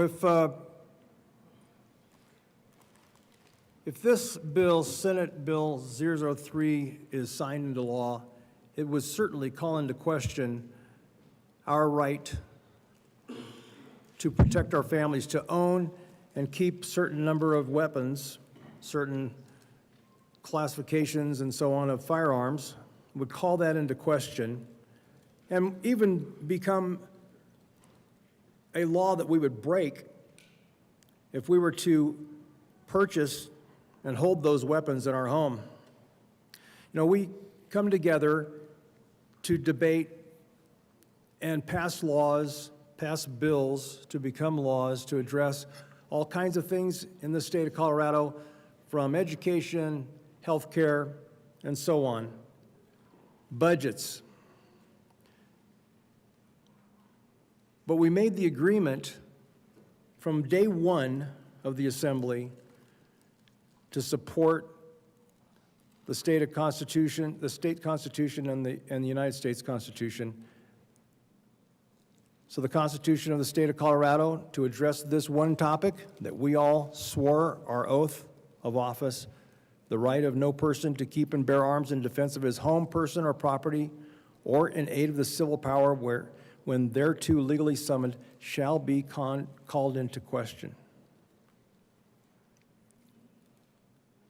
This bill would certainly arrange the law to where our right to defend our home or even to be summoned to the aid of civil power, it would be called into question. The one agreement that we all made on that day one of this assembly was to uphold or to support the Constitution of the state of Colorado, along with the Constitution of the United States. I don't see how this is any less of an oath than a military oath to serve our nation in the military. We need to hold that line and stop dancing around it, stop running right up to that line and seeing if we can step across it a little bit. We need to not vote for Senate Bill 3 because I believe that it would be a violation of our oath of office. Thank you, Madam President. Senator Liston. Thank you, Madam Speaker, Pro Tem, or Madam Speaker? Madam President, yes, thank you, Madam President. Members, we had a very earnest debate here last Thursday evening on Senate Bill 3. I think really, as when I went home this weekend, I got numerous phone calls and numerous emails, as I imagine probably many in this room did too. It wasn't only me. Probably, I would say that one thing that the new title of this bill probably should be called the Semi-Automatic Encouragement Purchase Bill of 2025. Is that I know of at least 4 people, probably 5, that when they heard the supposed progress of this bill, they immediately went out Saturday or Sunday and even yesterday and went to their favorite firearms dealer and they purchased semi-automatic rifles and pistols. And that was just a handful of me. So if the purpose of this bill in part is to stop the purchase of semi-automatic firearms, I would say that you're probably not succeeding, and it will accelerate over the next several months. This bill is so perfect that we were here until almost 2:30 in the morning running amendment after amendment after amendment. Amendment L041, which was a 5-page amendment that came on the fly after midnight, that was rammed through. Amendment 034, which was at least a 4-page amendment that was rammed through. And there were numerous other amendments that were offered by colleagues on my side, many very reasonable, that were unlike amendments 34 and 41 that were just rammed through. One amendment in particular that I heard a lot about, and we spoke about, quite frankly, we had a very good debate, and it even passed, was the very men and women who were honorably discharged and have been honorably discharged and who will be honorably discharged in the future, somehow they are a danger to society. These are men and women, as I stated, that have fought for our freedoms in Korea, in Vietnam, Afghanistan, Kosovo, Iraq, and will continue to fight for our freedoms, that have been honorably discharged and will continue to be honorably discharged. They're not the problem. To a large degree, they're the solution, because they know and understand how to treat firearms, and especially semi-automatic firearms. They've proved it by the rigorous instructions that they have to go through to become qualified for their various medals, whether it's marksman or expert marksman or sharpshooter, whatever it may be. They have proven consistently. And in fact, you know, I believe it's Amendment 41, whichever amendment it was, is that all of the firearms courses that the average citizen has to go through, quite frankly, the instructors who instruct and will determine whether a good, honest citizen is supposedly qualified to be able to even go through the rigmarole of being able to purchase somehow a semi-automatic pistol. It's the honorably discharged veterans who either conduct those classes or who teach and have taught the instructors. Quite frankly, I would venture to say is the instructors don't have near the knowledge that the honorably discharged veterans have. Is that these veterans are the ones who know more and have taught more to their fellow soldiers and to fellow citizens like you and me than any firearms instructor that is probably here in the state of Colorado.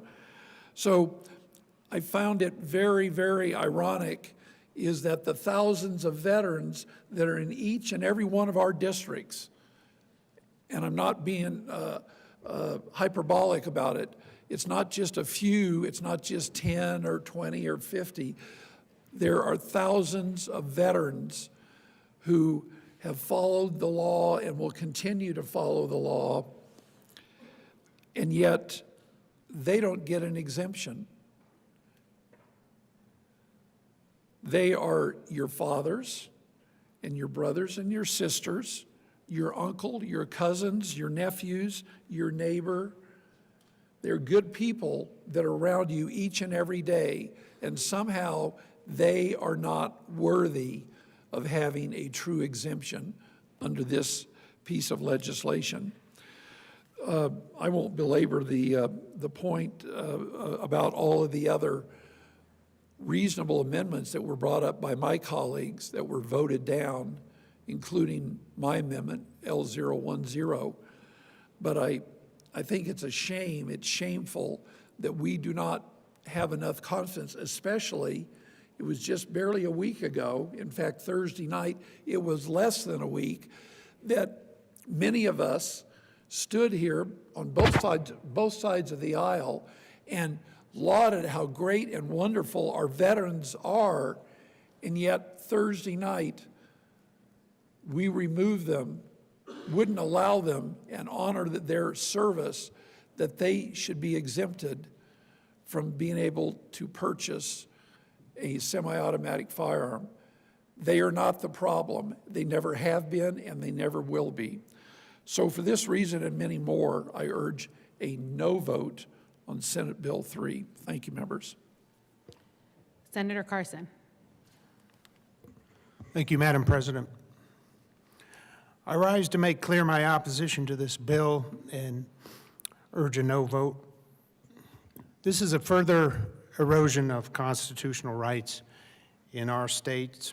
As the minority leader, Senator from Monument, put it so well, it transforms the Second Amendment from a right to a privilege granted by government.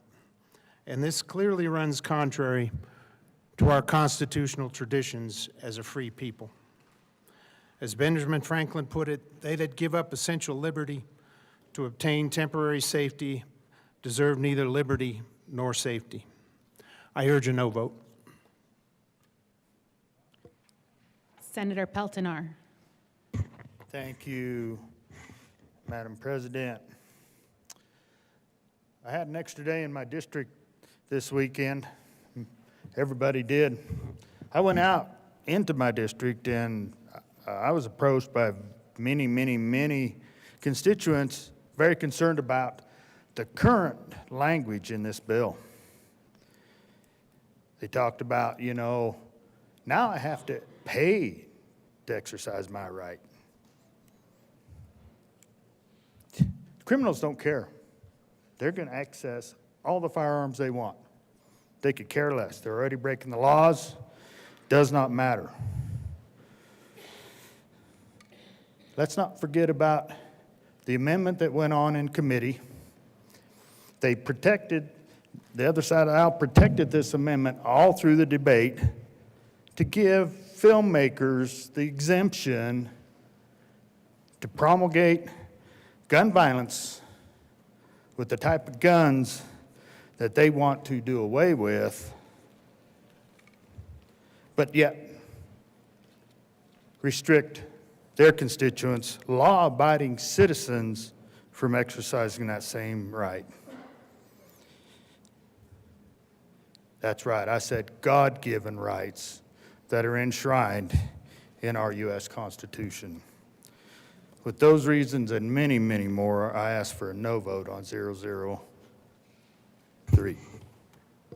Senator Frizzell. Thank you, Madam President. I'm going to just turn around to make sure. Thank you, Madam President. Members, I rise in opposition to this bill. However, many times it's been amended. It's not improved.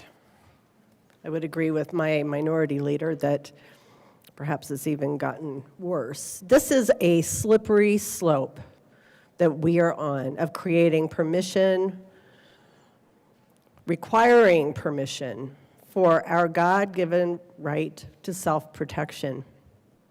I worry a lot about this.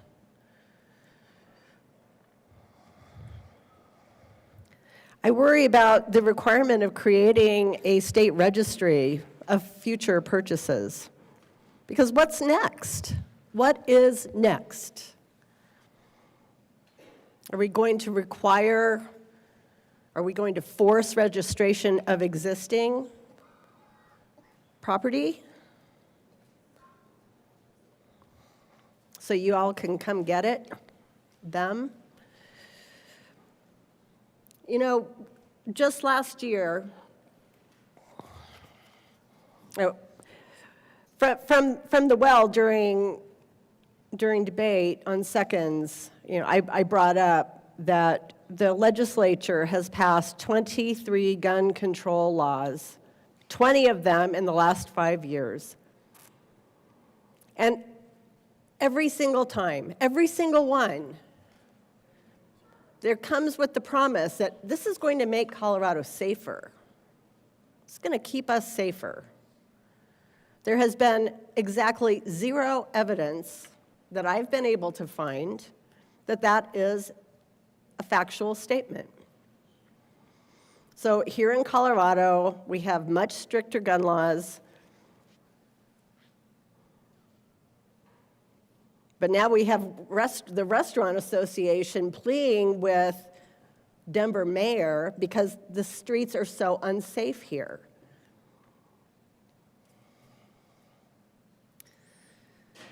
Just last year, we passed in this building the firearm dealer licensing, the bill to require secure storage in vehicles, which is one of the most bizarre things I can even imagine, because if I'm getting approached by someone who has ill intent, I would just say, "Oh, hold on, just a moment while I unlock my gun's safe under the seat or wherever it is. Just hold on. Just wait. I'm sure that's going to go really well. We passed the sensitive spaces law. We imposed an excise tax. Well, technically, the voters of Colorado did that one, but that was set in motion. Very interesting that we are going to tax a purchase that we so dislike. But anyway, firearm purchase tracking. That is also a really interesting bill to me because that requires credit card companies and financial institutions to apply specific code to gun and ammunition purchases when, in fact, the credit card companies do not have the ability to do that. They tried in California, and in California, and the credit card companies said, well, yeah, we can't, it's going to take a while, like maybe never. But we did pass that here also.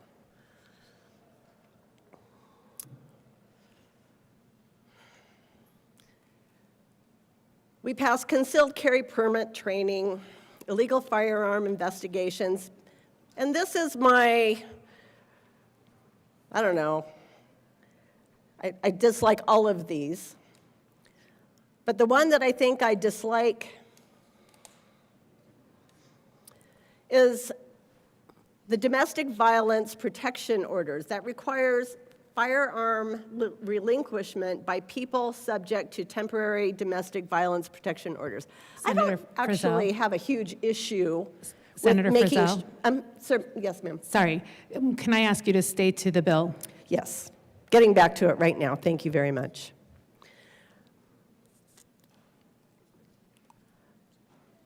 Here's the thing, and this is my point, is I ran an amendment to this bill that would exempt victims of domestic violence from having to go through. It exempted victims of domestic violence and allowed them to purchase essentially whatever weapon they wanted. And here's the irony, because the bill passed last year takes guns away from people who commit domestic violence, but gosh, we can't allow an individual who has actually been a victim of domestic violence to protect themselves with the weapon of their choosing. They don't have permission to do that. They don't have permission to, in a timely fashion, without going through whatever class, whatever hurdle this legislature is putting in front of them, to defend themselves. So again,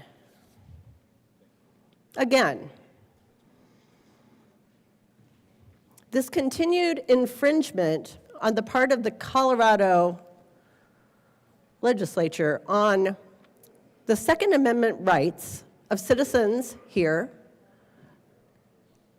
it's not okay. It's not okay.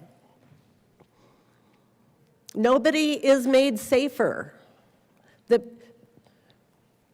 My good colleague from Colorado Springs was very eloquent in his discussion about our veterans,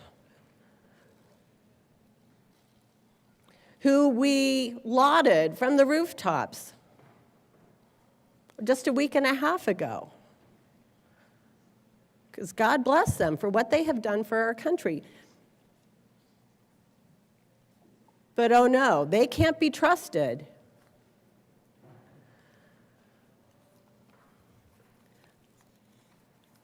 The direction of the state of Colorado with respect to Second Amendment rights is, it's tragic to me.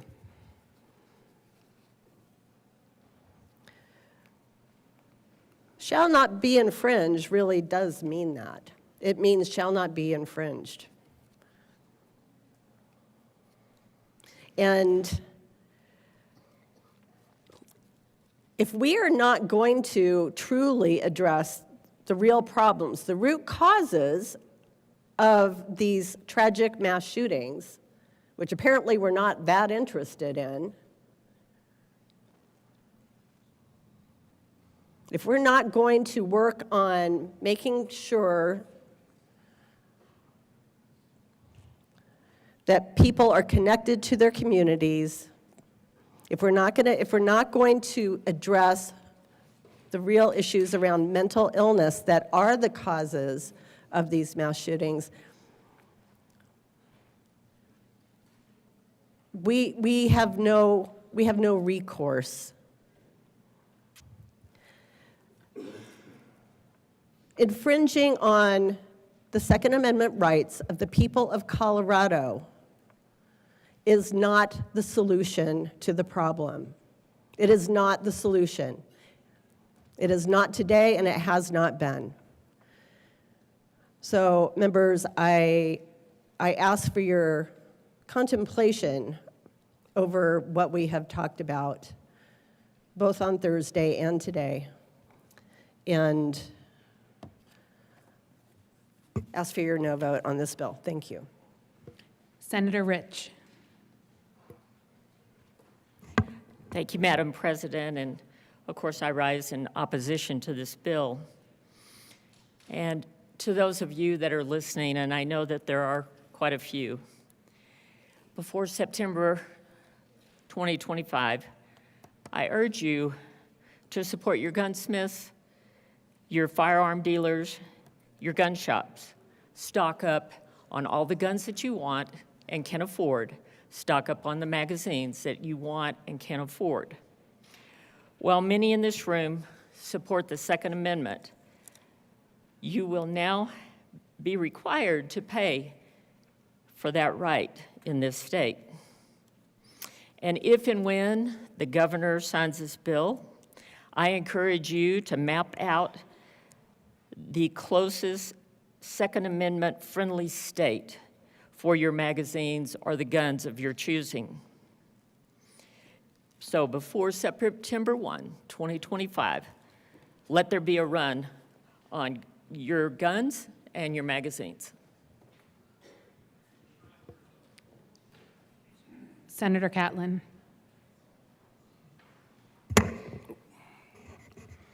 Thank you, Madam President. Members, I'm here to talk about 003. I'm sure it's not a surprise that I oppose this. But part of the reason for opposition is I talked to you earlier about how many emails I get, but this one outdid that.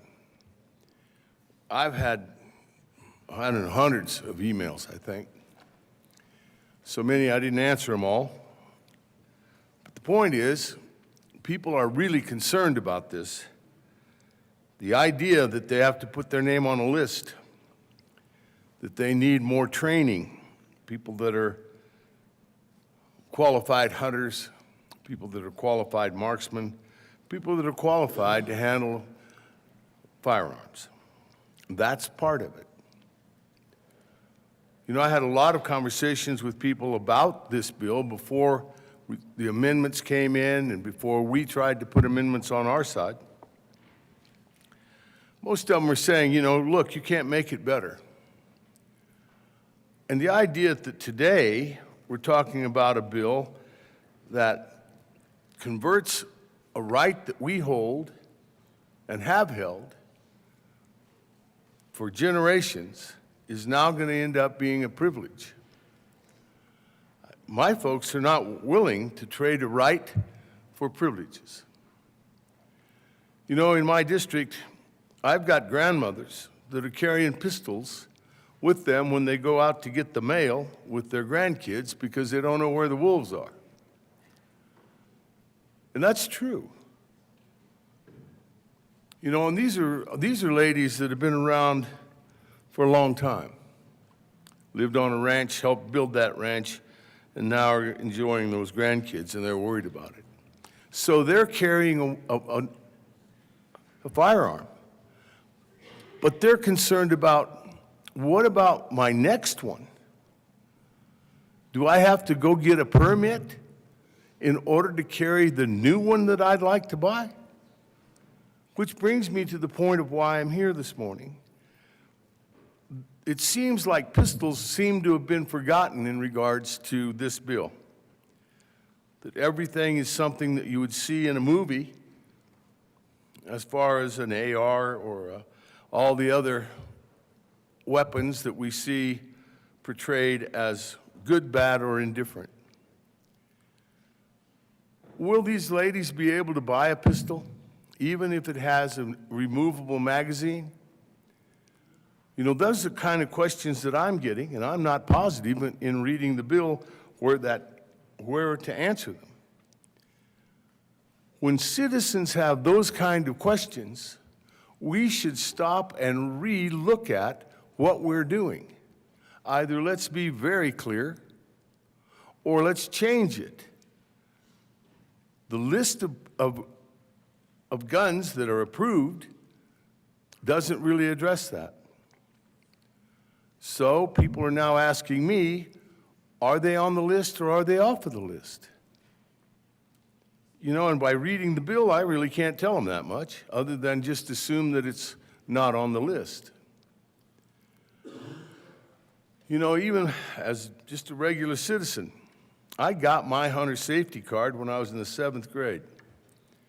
It was hand-filled out, and, you know, after numerous dunks in the water skiing and all the things that have gone on in my life, I didn't have it. So I haven't had it for years. But over the weekend, I called a good friend of mine who used to occupy this seat and asked him, can you help me get my hunter safety card? Well, luckily he could. I'm about to get one so that I don't have to take more training if I decide that I want to buy something that's not on the list. You know, I have firearms, but I haven't hunted in years. So, you know, I wonder sometimes why I should have them. But when I start thinking about that, I start thinking about the right that I have to have them. You know, I had them in my house when my kids were little. They're very aware of how to handle one. None of them went after their hunter safety card, so they'll have to take 12 hours of training if they decide that they want something like this. I think the part that bothers me the most is being put on a list. Americans are not good about being put on lists. We've argued that in almost every bill that's been big. We've argued whether or not I need to be on a list, if it's from vaccines all the way up to weapons. We're just not really anxious to say, okay, I'll put my name on that list. Because the question is, what will be done with that list? If you're a conspiracy theorist, you would say that's the first place they'll go. They will go to either confiscate or start to ask questions about you as a firearms owner. I don't think any of us want to be answering the door to be asked questions about why are you on the list? What do you plan to do with this firearm? Where is it? We want to see it. Is it serial numbered the same? All of those kind of things. Because this opens a door that we have not wanted to open in regards to firearms. And I don't think we want to open it again today. I know that the people that I represent, the vast majority of them, do not want to open this door. You know, we could regale you with all kinds of stories in regards to why, when, and how, and all the other things. But in reality, simply coming down here and asking you to think about what are we doing, what will it accomplish, and is it the outcome we were looking for? In the rural part of the state, this is not what we were looking for. There are folks out there that carry these kind of weapons in their car, in their pickup, in case predators and/or critters that need to be gone. The idea of having to register to get another one is pretty distasteful. And having to pay for it. And having to sit through a class where somebody they don't know is teaching them things they already know is really stopping a lot of people from thinking this is a good piece of legislation. And I agree with them. I would ask each and every one of you to consider what we are trying to accomplish, what we will accomplish by this, and please vote no. Senator Bright. Thank you, Madam President. I rise in opposition to this bill. On day one, when I started this job, I took an oath to protect the Constitution of the United States. I intend to make good on that oath. Gun laws don't stop crime. I'll be voting no on Senate Bill 3. Senator Simpson. Thank you, Madam President. Morning, colleagues. As I think about this bill, I encourage you, of course, I'm in opposition to Senate Bill 003, and about the heavy hand of government and the role it wants to play in this and the ability of citizens of Colorado to exercise their Second Amendment right. The truly heavy-handed approach and thinking about the motivation behind the bill. In Section 2 of the bill, we are adding under Title 18, Article 12, a new Section 116 about the enforcement of large capacity magazine ban, prior legislation. We're going to move forward with enforcement of that ban by regulating the manufacture, distribution, transfer, sale, and purchase of specified semi-automatic firearms. I had a number of emails talked about closing a loophole in the large capacity magazine ban. I'm trying to reconcile in my mind what that loophole might be. The fiscal note did a bit of an analysis and referenced in a 3-year period from 21-22 to 23-24, 203 offenders have been convicted and sentenced for that existing offense. Now, it didn't go into further detail about the next level of a misdemeanor, or there's actually a felony conviction as well. So I didn't do the research to see in that space, but I'm struggling to understand what is the loophole we're trying to close, given the fact that it is being enforced. It's impossible to think about, is it the right level? Was not having any, did that mean people were abiding by it? Or if you have too many, is it then law enforcement is doing exactly what we've prescribed them and asked them to do? Fill in this, enforce the large capacity magazine ban that was in House Bill 13-1224 more than a decade ago. So I really struggle in that space. We didn't talk about that much in the debate on second reading about this is the next motivation to really enforce an existing piece of legislation and the ban on high capacity magazines. I encourage the body to think deeply about this before you cast your vote and join me in opposition to Senate Bill 003. Thank you, Madam President. Is there further discussion? Seeing none, the question before us is, the motion before us is the passage of Senate Bill, Senator Gonzalez.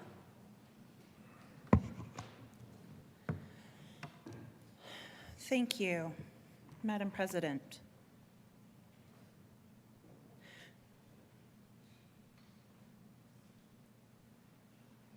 I want to start off just by acknowledging that there's been a lot of work done on this policy. This bill has received an extraordinary amount of attention from the public, from our colleagues. I appreciate and respect the debate.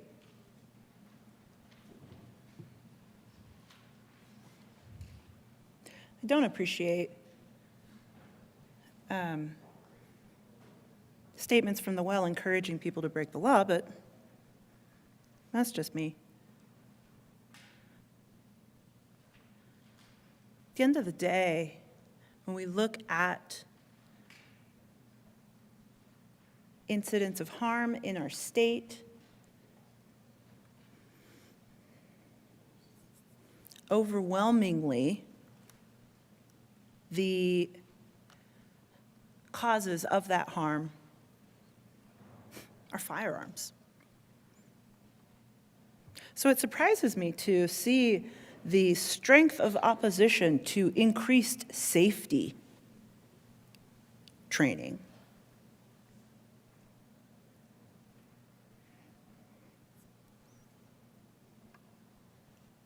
The minority leader spoke about, well, what about this gun? Well, what about this model? Well, what about this model?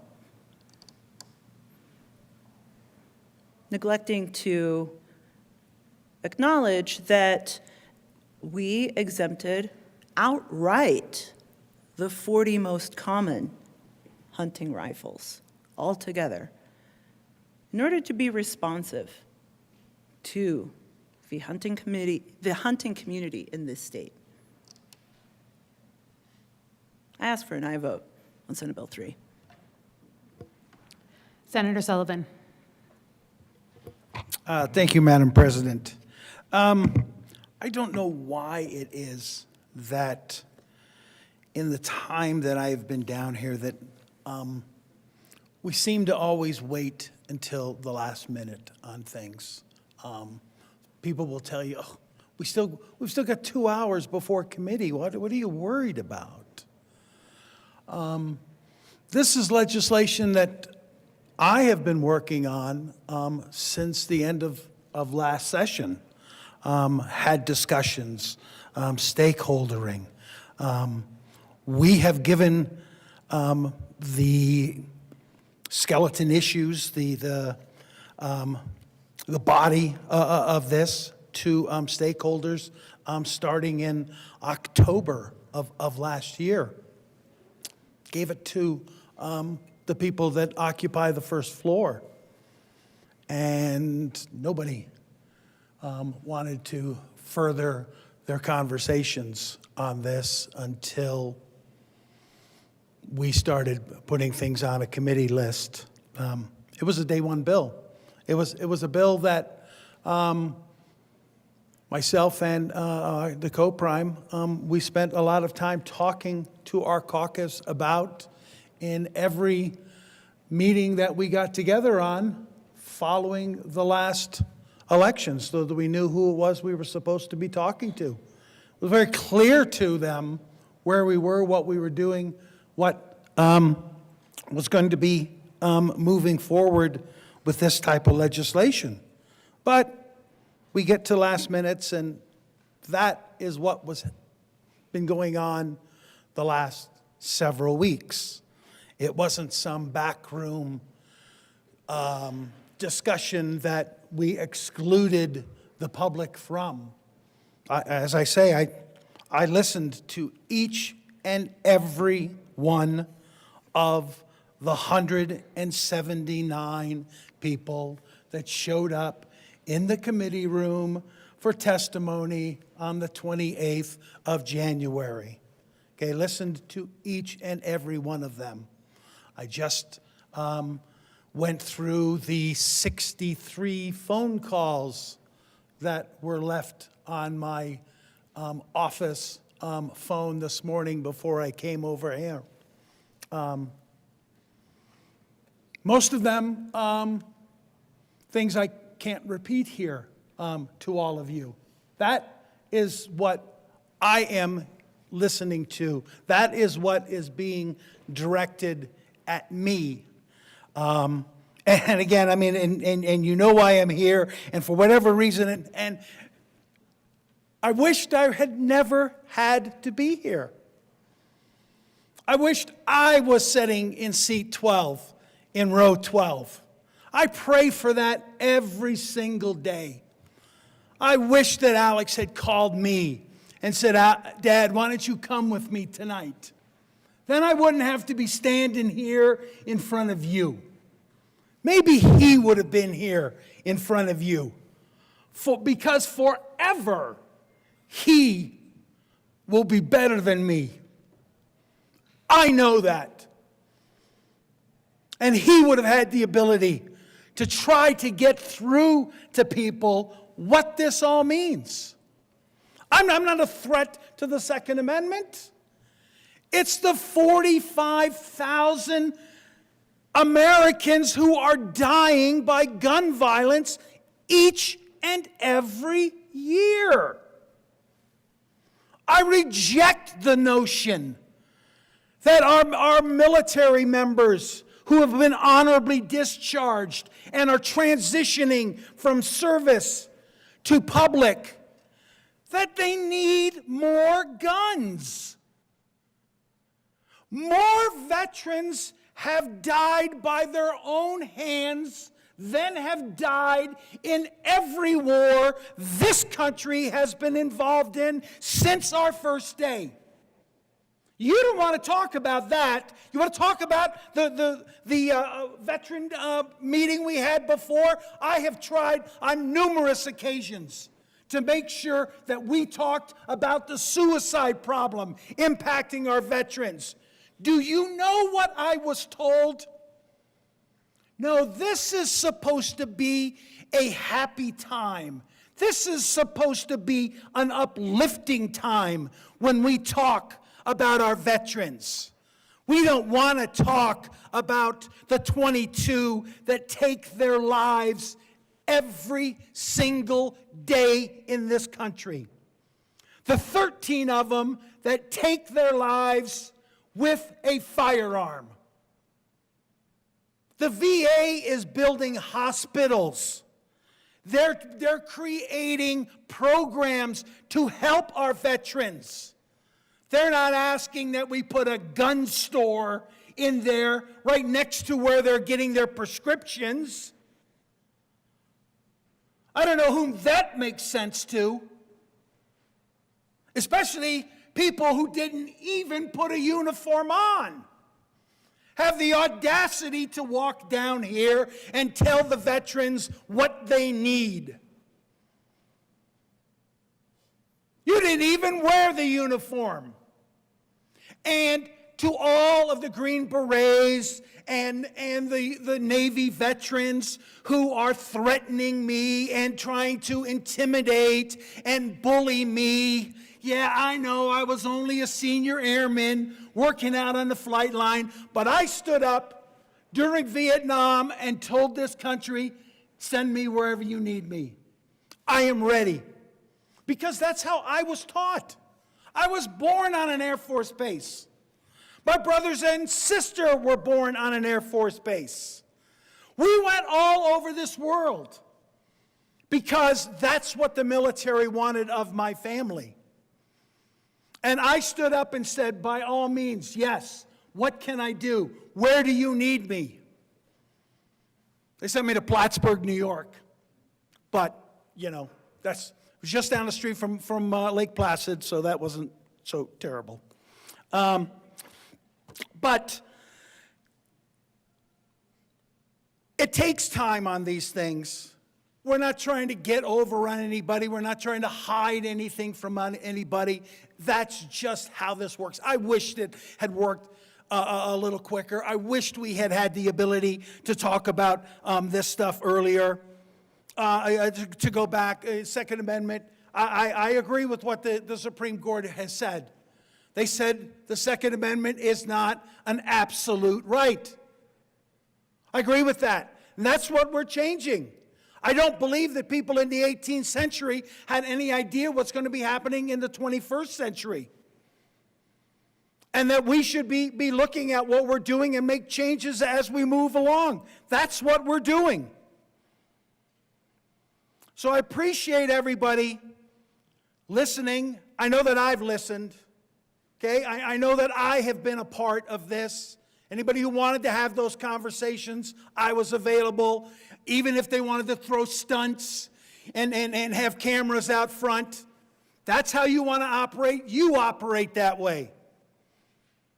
You want to have a conversation about how we can move this state forward, how we can keep people safe? I'm open to that too. With that, I ask for an aye vote on Senate Bill 003. The motion is the passage of Senate Bill 003. Are there any no votes? Mr. Majority Leader. Mr. Minority Leader, please forgive me. Senator Simpson. Senator Frizzell. Senator Catlin. Senator Baisley. Senator Rich. Senator Liston. Senator Pelton R. Senator Carson. Senator Bright. Senator Kirkmeyer. Senator Pelton B. Senator Snyder. Senator Exum. Senator Hinrichsen. With a vote of 19 aye, 15 no, 0 absent, and 0 excused, 1 vacant, Senate Bill 003 is passed. Co-sponsors: Senator Judah, Senator Kipp, Senator Cutter, Senator Danielson.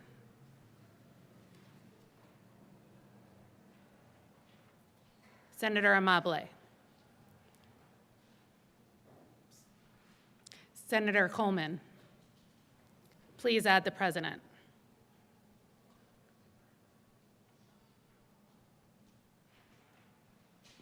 Senator Snyder.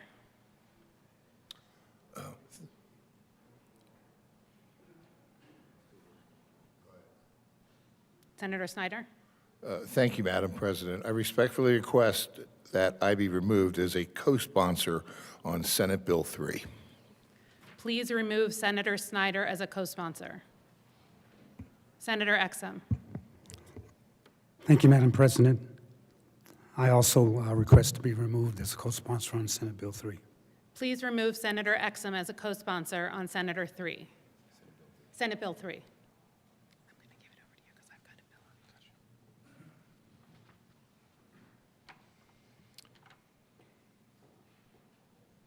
Mr. Schaffler, please read the title to House Bill 1058.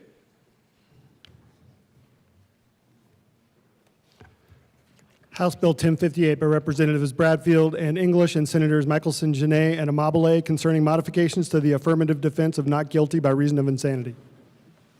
Senator Michelson, Genet. Thank you, Mr. President. I move House Bill 1058. Any further discussion? Seeing none, the motion is the passage of House Bill 1058. Are there any no votes? Senators Frizzell, Catlin, Mr. Minority Leader, Baisley, Rich, Liston, Pelton R., Carson, Bright, Kirkmeyer, Pelton B. With a vote of 23 ayes, 11 noes, 0 absent, 0 excused, and 1 vacant, House Bill 1058 is passed. Co-sponsors: Senators Weissman, Judah, Mr. Majority Leader, Gonzalez, Cutter, Kipp, Marchman, Ball. Please add the president. Mr. Schaffler, please read the title to Senate Bill 67. Senate Bill 67 by Senators Simpson and Roberts and Representatives Martinez and Winter concerning changes to the Prosecution Fellowship Program. Senator Roberts. Thank you, Madam President. I move Senate Bill 67 on third reading, final passage. Is there any further discussion? Seeing none, are there any no votes? With a vote of 34 aye, 0 no, 0 absent, 0 excused, and 1 vacant, Senate Bill 67 is passed. Co-sponsors: Senator Snyder, Senator Kipp, Senator Weissman, Senator Marchman, Senator Cutter, Senator Rodriguez, Senator Judah. Oh, I'm sorry, I have to slow down.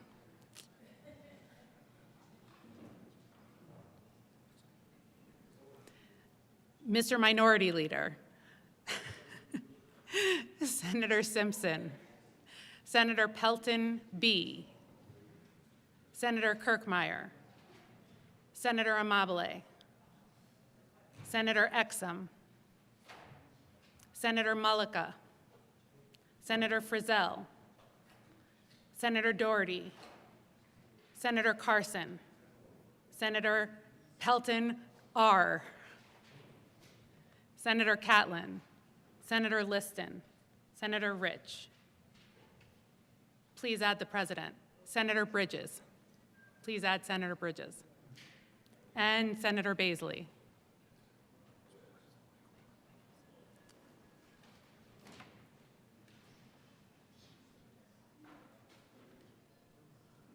General orders, second reading of bills. Senator Kolker. Thank you, Madam President. I move the Senate resolve itself to the Committee of the Whole for consideration of general orders, second reading of bills, consent calendar. You have heard the motion. All those in favor say aye. Opposed, no. The ayes have it, and we will adjourn it. We will move into second reading of bills.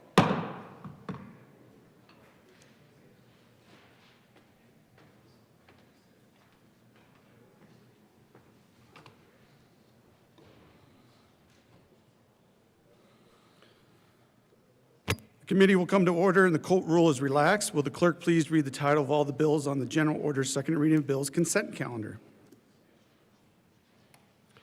House Bill 1034 by Representatives McCormick and Garcia-Sander and Senators Doherty and Liston concerning amendments to the dangerous dog statute. Senate Bill 68 by Senators Snyder and Lundin and Representatives Puglisi and Pascal concerning a municipally owned utilities voluntary election to participate in the unclaimed utility deposits program. Assistant Majority Leader Cutter. Thank you. Majority Leader Cutter. Okay.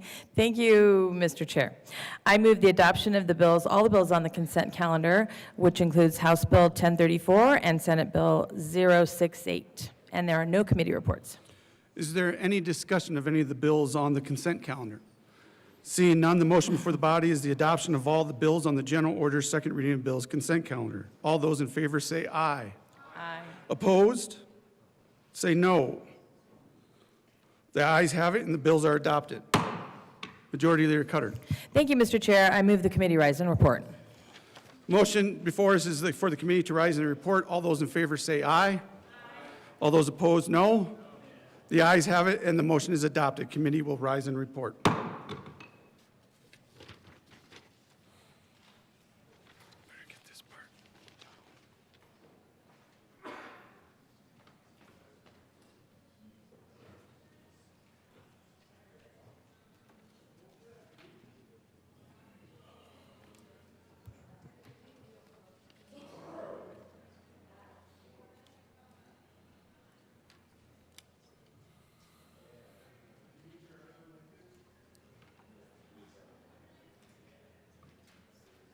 The Senate will come to order.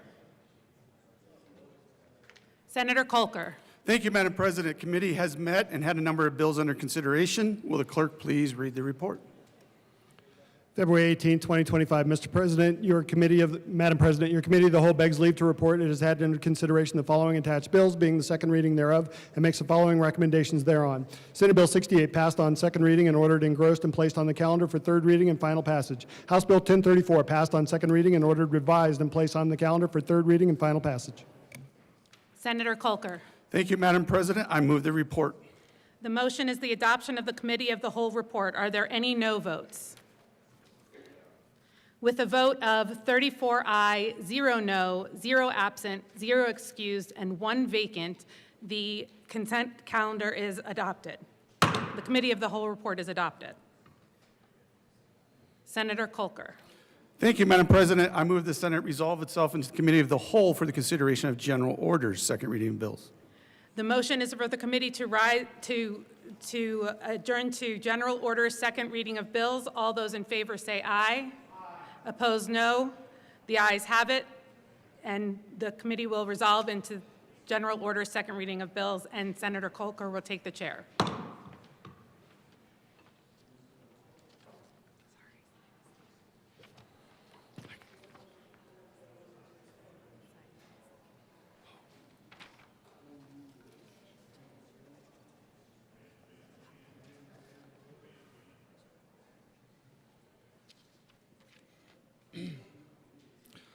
The committee will come to order, and the Colt rule is relaxed.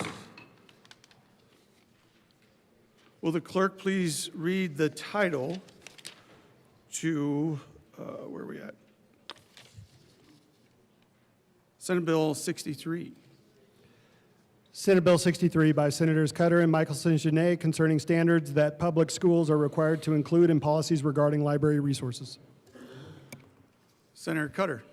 Thank you, Mr. Chair. I move Senate Bill 63 and the Education Committee report. To the committee report. So in the committee, we basically did a strike below, which is now the bill, to clean it up quite a bit, and in response to the education lobby. So that it was just much easier to implement and to understand, and everyone was supportive, so we ask for your support. Is there any discussion on the committee report? You don't need my support, yeah. Seeing none, the motion is the adoption of the Education Committee report. All those in favor say aye. Aye. Those opposed, no. The ayes have it, and the report is adopted. To the bill. Or Senator Michelson-Jeannet. We move amendment. Oh.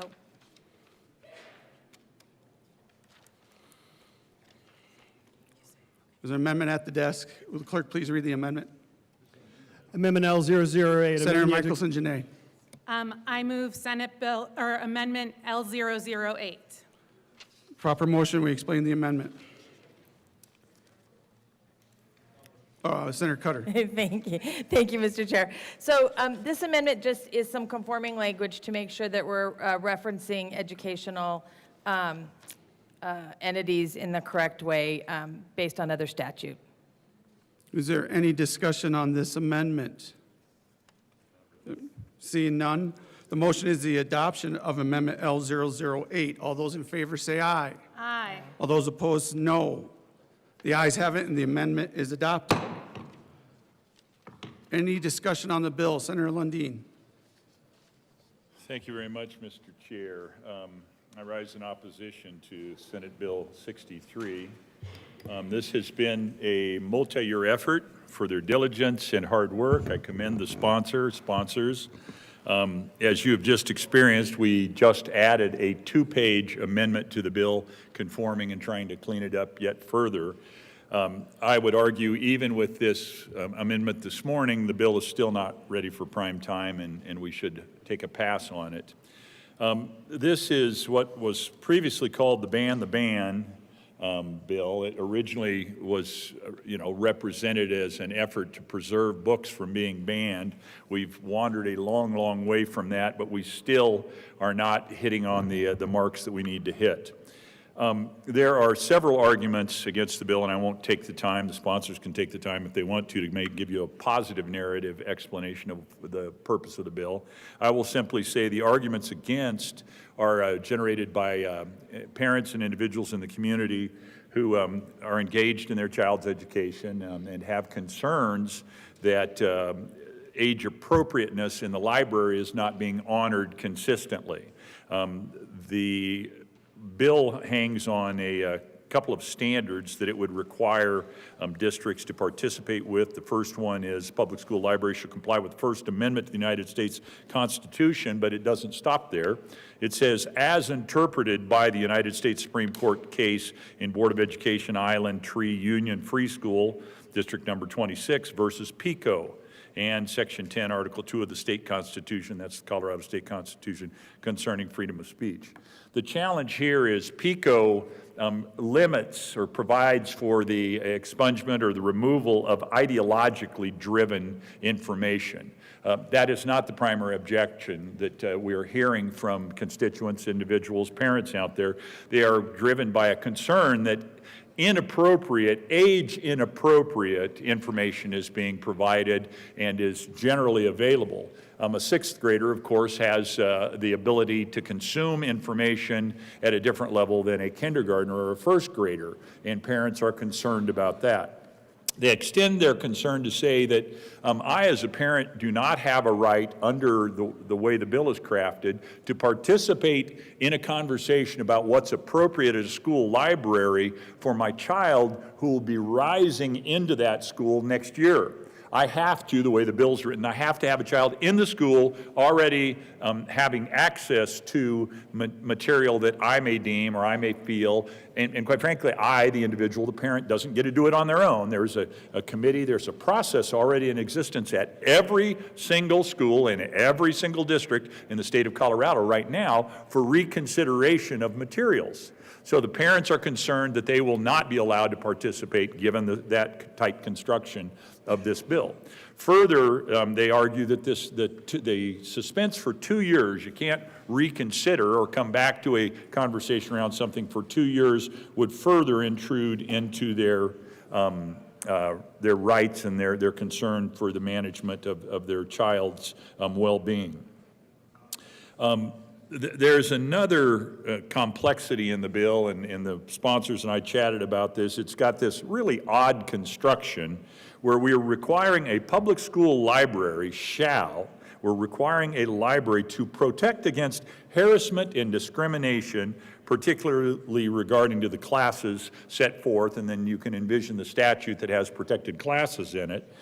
It says the school library shall protect against harassment. That's an active engagement with someone in a way that you or I would perceive to be hateful, and discrimination. So it creates this odd construction that's really hard for a library to protect against by virtue of the fact that there are some inanimate objects going on here that are supposed to come to life and take activity. So that's just an odd construction that I struggle with and don't like. But my primary objection to the bill is one in an ongoing set of objections over bills that we write, because as legislators, our job is to write laws, and so we're going to solve every problem by writing a law. But the unintended consequence of that is, specifically with regard to K-12 public education, we keep making the administration of K-12 education more and more and more expensive at the cost of money that should be going into teacher paychecks. And this is yet one more bill that is well-intended, I think poorly crafted, but well-intended, that will require additional administrative expense across the 178 school districts of Colorado, which is in fact something that is crowding out money that should be going into public education, the teachers' salaries, and the classrooms. So that is my primary argument against it, although you've heard my secondary and tertiary arguments previous to. Mr. Chair, thank you very much for your attention. I know you heard this bill in committee as well. I urge a no vote on Senate 63. Senator Marchman. Thank you, Mr. Chair. I rise today in strong support of SB 63. It is an important step in ensuring our public school libraries remain places that are accessible to kiddos for inquiry and intellectual freedom. This bill also respects local control because of the diligent work of the sponsors. At its core, this bill protects students' abilities to access educational material, and it only allows reconsideration requests to come from parents of enrolled students. That in and of itself is going to save a ton of money for our school districts who are currently chasing all kinds of reports from out of state for people who don't have standing in the district. Another key pillar of this bill is transparency. All of the reconsideration requests are subject to CORA. We're hopeful that this will reduce some of the frivolous censorship efforts that come up. I mentioned the local control due to the work of the sponsors. We've moved away from overly prescriptive mandates, and now every district gets to craft their own policy that works best for their community. The final thing I'll mention is this reinforces the integrity of our school librarians and our educators. It ensures they cannot be retaliated against for following established policies. So I just really want to thank the sponsors for years of effort, you as well, Mr. Chair. I want to thank the education community for coming together to make sure that we can put forth a bill that is going to positively impact students, families, and our school districts. Thank you so much. Senator Lundin. Thank you very much, Mr. Chair. So a little bit of redirect. The CORA, the elimination or the inclusion of CORA is a doxing of parents that would be so bold as to raise a question as to whether a particular piece of literature or a particular piece of art, a particular piece of demonstrative theater or something of that nature is appropriate for their child, and for them to raise their hand and say, hey, I'm not sure that's appropriate. Can we talk about that?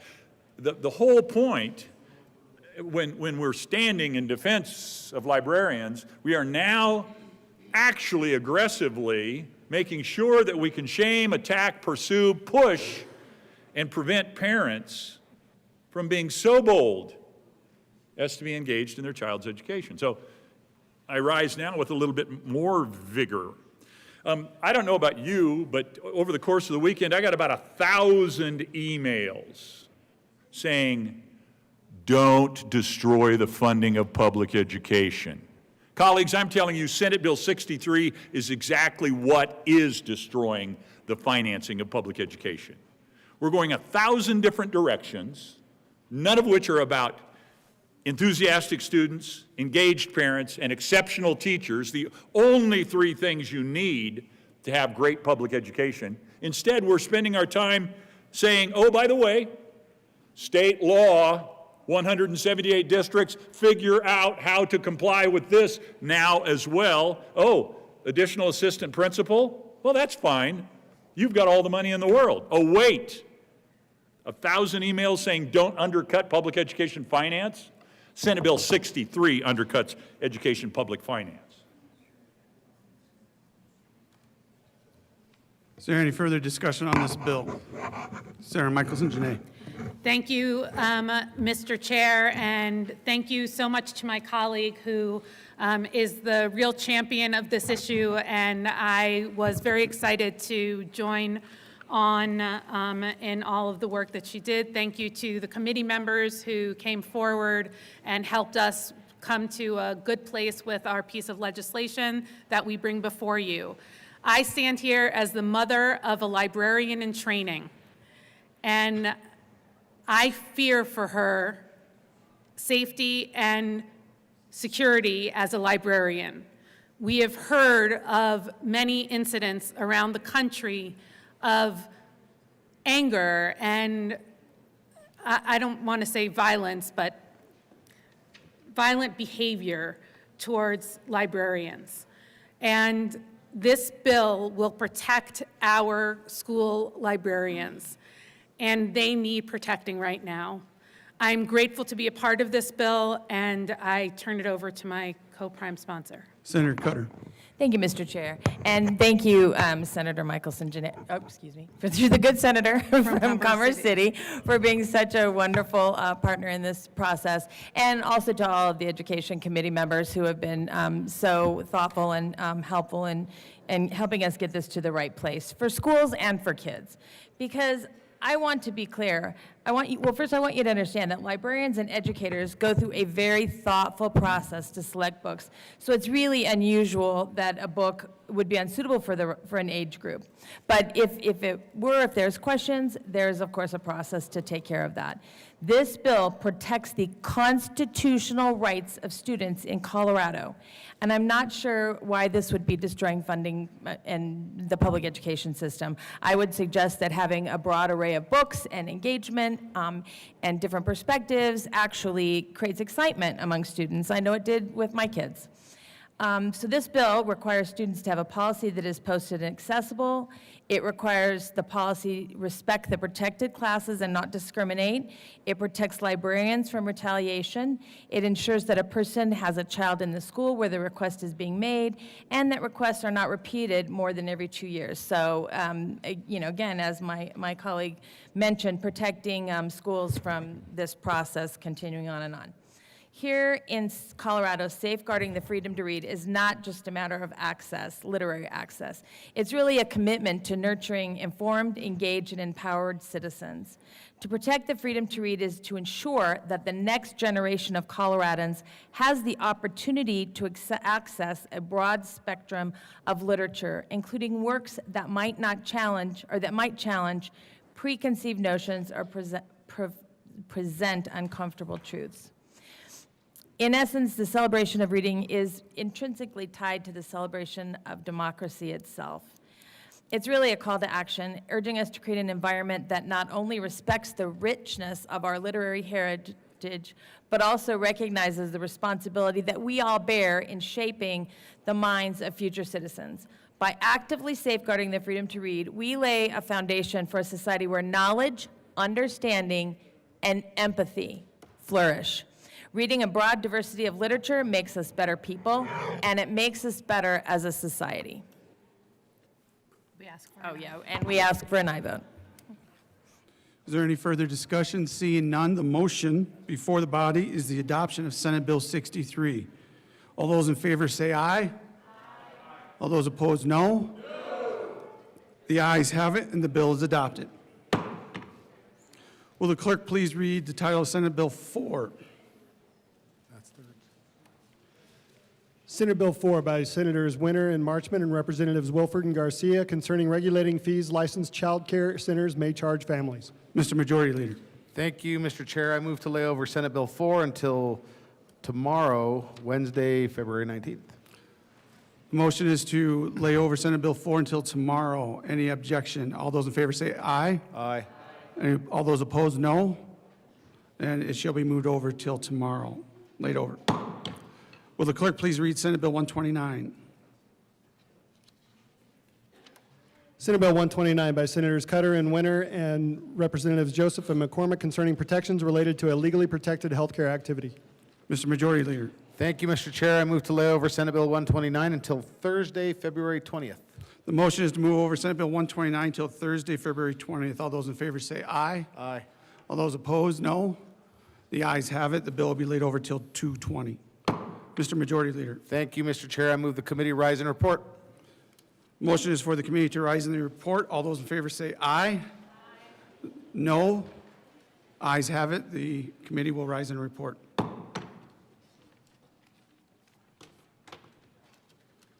many pens up here.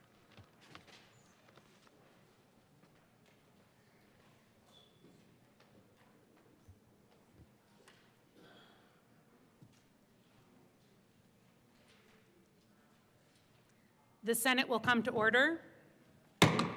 Senator Kolker. Thank you, Madam President. Committee has met and had a number of bills under consideration. Will the clerk please read the report? February 18, 2025. Madam President, your committee of the whole begs leave to report it has had under consideration the following attached bills, being the second reading thereof, and makes the following recommendations thereon. Senate Bill 63, as amended, passed on second reading and ordered engrossed and placed on the calendar for third reading and final passage. Senate Bill 4, laid over until February 19, 2025, and retaining its place on the calendar. Senate Bill 129, laid over until February 20th, 2025, and retaining its place on the calendar. Senator Kolker. Thank you, Madam President. I move the report. The motion is the adoption of the Committee of the Whole report. Are there any no votes? Mr. Minority Leader.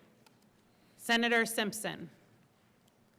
Senator Frizzell, Senator Catlin, Senator Baisley, Senator Rich, Senator Liston, Senator Pelton R., Senator Carson, Senator Bright, Senator Kirkmeyer, Senator Pelton B. With a vote of 22 aye, 12 no, 0 absent, 0 excused, and 1 vacant, the Committee of the Whole report is adopted. Too soon. Senate Bill 2563, as amended, passed on second reading and ordered engrossed and placed on the calendar for third reading and final passage. Senate Bill 25004, laid over until 2/19/25 and retaining its place on the calendar. Senate Bill 25129, laid over until 2/20 and retaining its place on the calendar.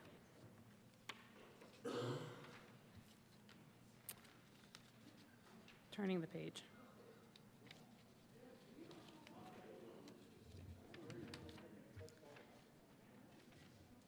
It's clearly not working for you, buddy.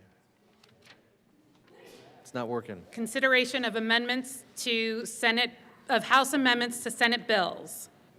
Will the clerk please read the title to Senate Bill 105?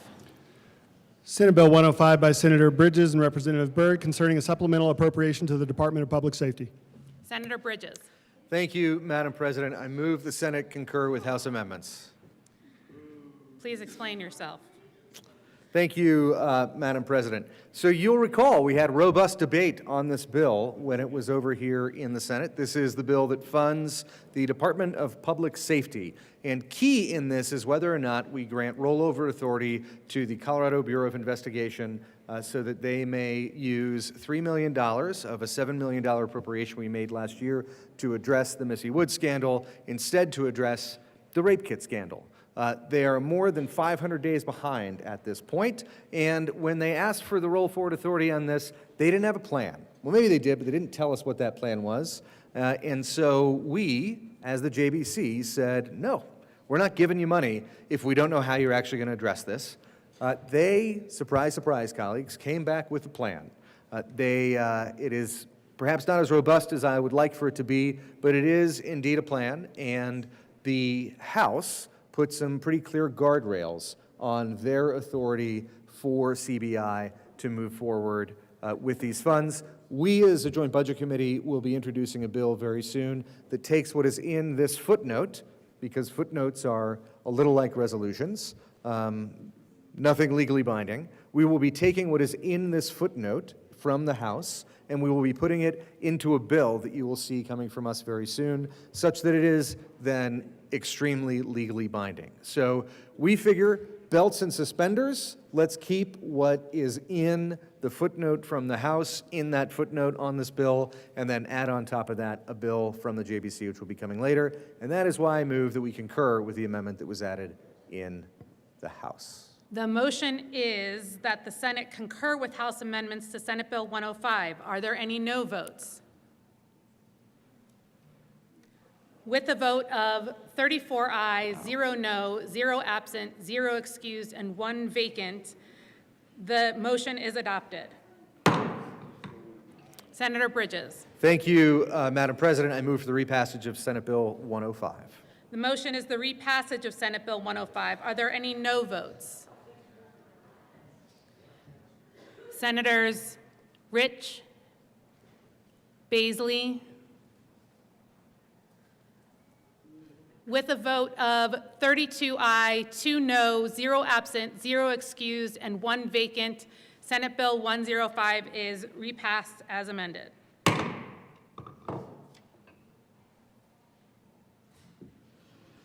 Members, we have a special guest. I'd like to acknowledge that President Garcia is on the floor with us today. If we could all turn around and say hello to President Garcia.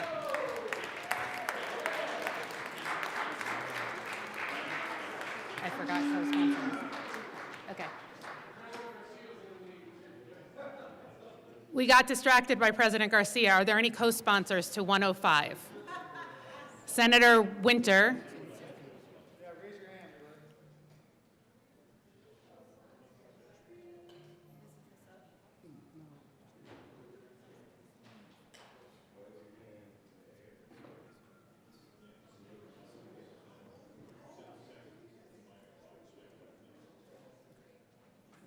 Did he get Winter?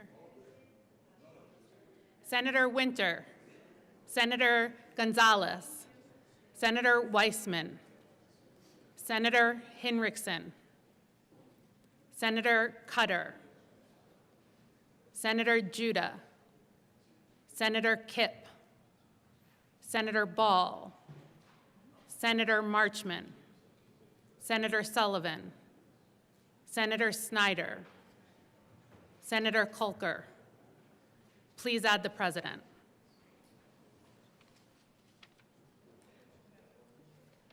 Governor's appointments consent calendar.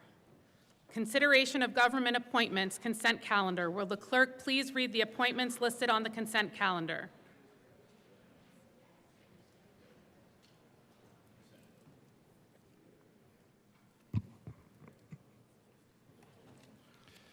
Members of the Board of Trustees for the Colorado School for the Deaf and the Blind, effective July 2nd, 2024, for terms expiring July 8, 2028. Megan Klassen of Denver, Colorado, reappointed. Dahlia Virtue of Colorado Springs, Colorado, to serve as the parent of a student of the school, appointed.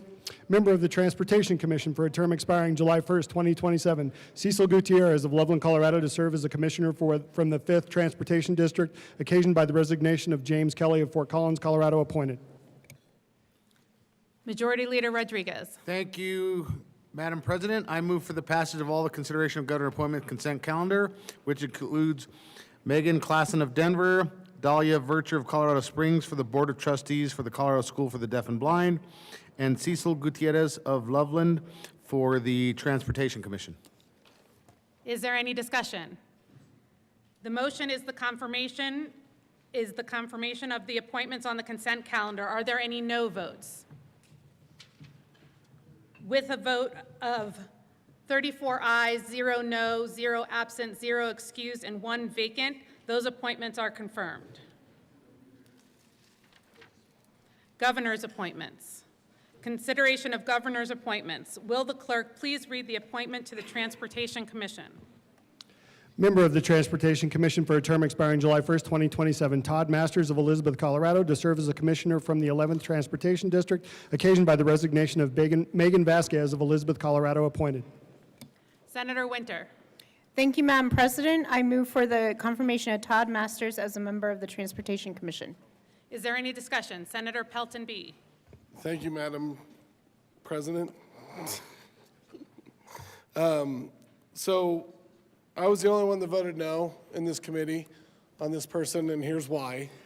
We had a great person that was on the committee beforehand, and the governor decided to go into a different direction, is what he said, and not reappoint our person that we wanted on there from Region 11.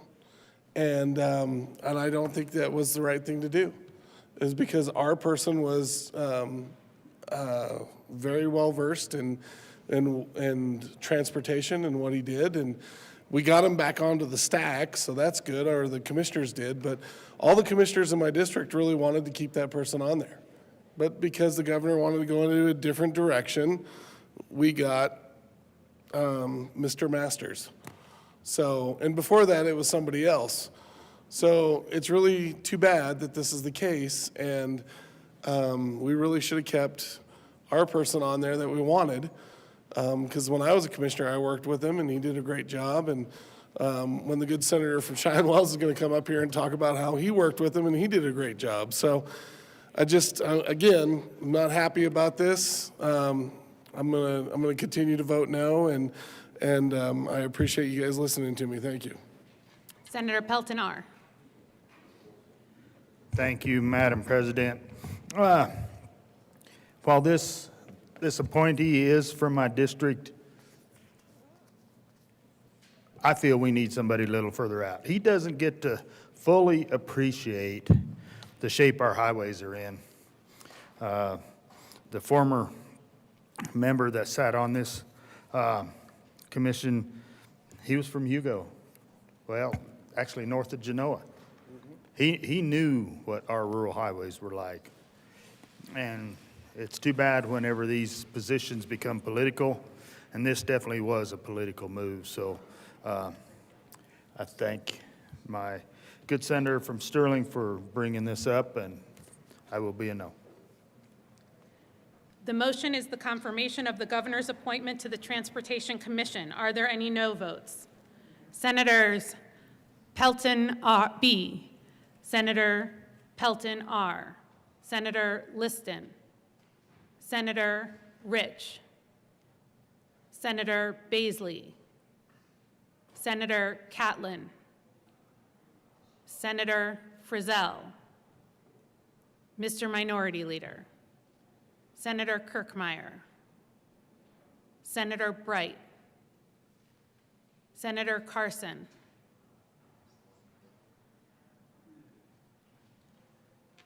with a vote of 23 aye, 11 no, 0 absent, 0 excused, and 1 vacant, the appointments are confirmed.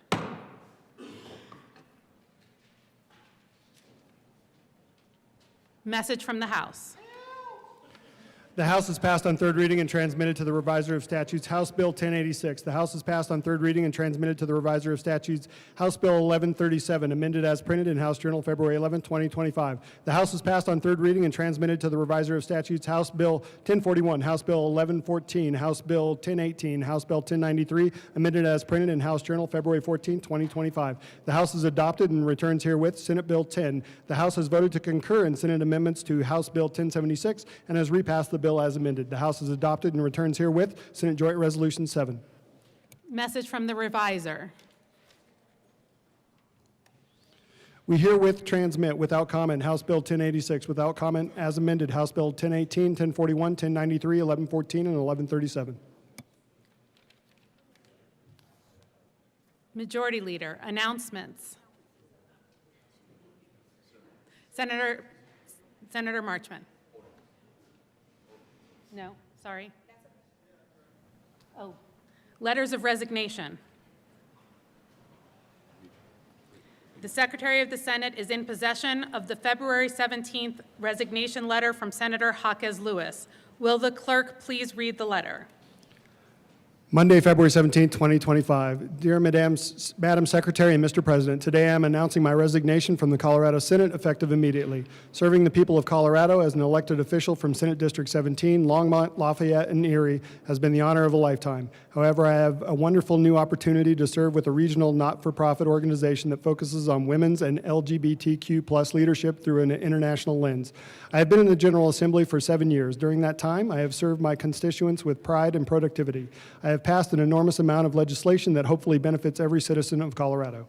As the first pharmacist ever elected to the legislature and serving during one of our country's greatest health crises, I felt like I was able to contribute uniquely to improving access to affordable health care and lowering the cost of prescription drugs. Being recognized by the White House multiple times for my work as a leading advocate for gun violence prevention, reproductive rights, gender-affirming care, LGBTQ+, Latino, social justice issues, environment, and climate policy is an achievement I will never forget. It's a tough job to be in the state legislature, emotionally, physically, and financially, and my family and I have made great sacrifices over the last 7 years.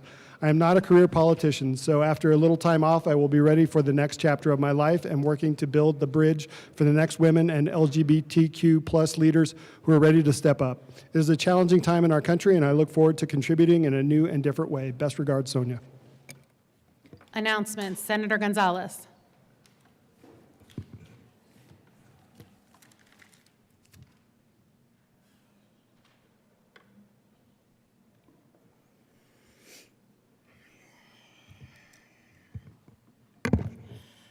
Thank you, Madam President. We rise as the Senate Ethics Committee. Moment of personal privilege. Thank you, Madam President. I request a moment of personal privilege. Granted. Thank you. I rise as the chair of the Senate Ethics Committee, along with my colleagues who served on the Ethics Committee that concluded its work this morning abruptly. I want to be very clear about what happened and the timeline of events. On January 10th, 2025, Haley Shea McMore of the Political Workers Guild of Colorado filed an ethics complaint to Senate President Coleman on behalf of Lee Davis, Lou Dozier, Luis Echeverri, Luisi McGinty, and Molly Stawanoga. On January 21st, the Senate President, Majority Leader, and Minority Leader convened our Senate Committee on Ethics under Senate Rule 43, and we held our first organizational meeting on January 23rd. 10 days later, on January 31st, we received Senator Hawkes Lewis's answer and accompanying exhibits, and an ever-growing number of evidentiary documents requested by members of this committee in furtherance of our preliminary investigation, including documents as recently as yesterday afternoon. Our committee was charged with completing a preliminary investigation within 30 days of being appointed to the committee pursuant to Senate Rule 43C. On or before this coming Thursday, February 20th. Yesterday evening, Monday, February the 17th at 7:15 p.m., former Senator Hawkes Lewis emailed Senate President Coleman and Secretary of the Senate Van Morik with her resignation from the Senate, effective immediately.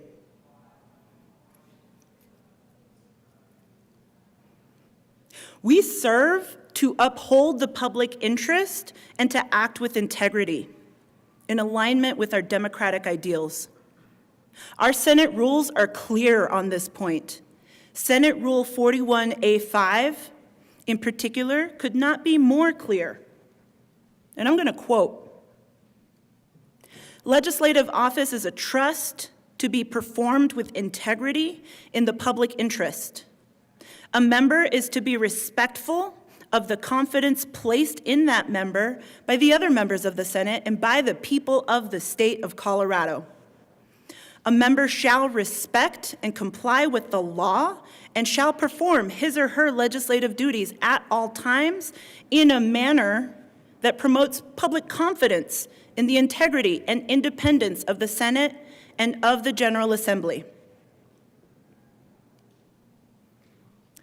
My colleagues on the Senate Ethics Committee heard me say this morning, but I think it bears repeating since we're here in this chamber right now. I'm going to be very honest. It should not take a Senate rule to treat your staff, to treat your colleagues, and to treat your constituents with dignity and respect. It shouldn't require a written Senate rule to treat this office with the honor and the respect it requires in the service of one's constituents. Except, as we see too often evidenced by the plummeting trust in our public institutions, I am grateful that it is written down. I'm grateful that Senate Rule 41A5 exists for us to uphold collectively. This is not about any one senator. This is about the institution itself.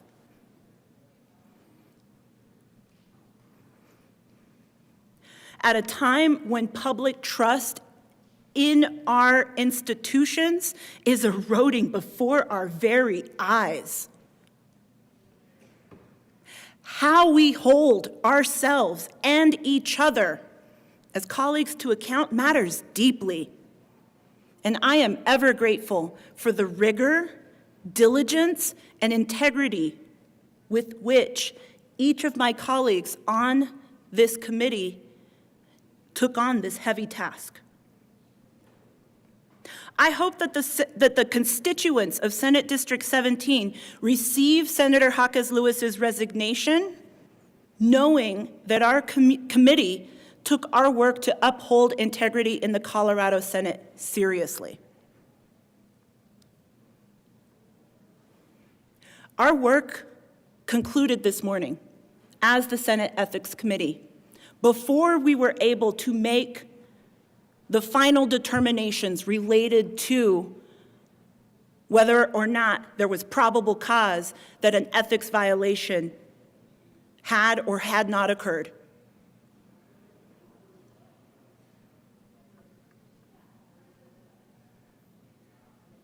I look forward to the reporting that I am sure will no doubt take place in regards to this matter. But please, I beg of you, this is the third committee I have had to sit on in my 7 years here. I beseech you, please let it be our last. Thank you, Madam President.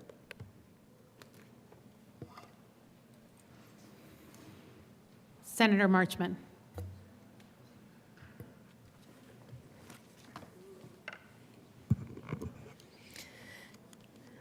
Thank you, Madam President. I have an announcement first. The Joint Technology Committee is meeting tomorrow at 8:30 a.m. in Senate Committee Room 352. Madam President, may I ask for a moment of personal privilege, please? Absolutely. Oh, my gosh, wow.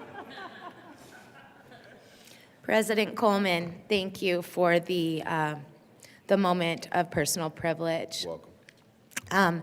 Late last week, the good senator from Boulder shared news about Megan Trussell, a CU Boulder student who had recently gone missing. Over the weekend, we received the update that we all had feared. On Saturday, I was with Megan's parents when the Boulder County Sheriff's Office closed the canyon. Shortly thereafter, they found a body they believed to be Megan's. This is the kind of heartbreak that no parent should ever have to endure. Standing with them in that moment, I saw the depth of their pain and unimaginable grief that no words can ease. My heart is with them, Vanessa and Joe, with Megan's friends, and with the entire CU Boulder community as they navigate this devastating loss.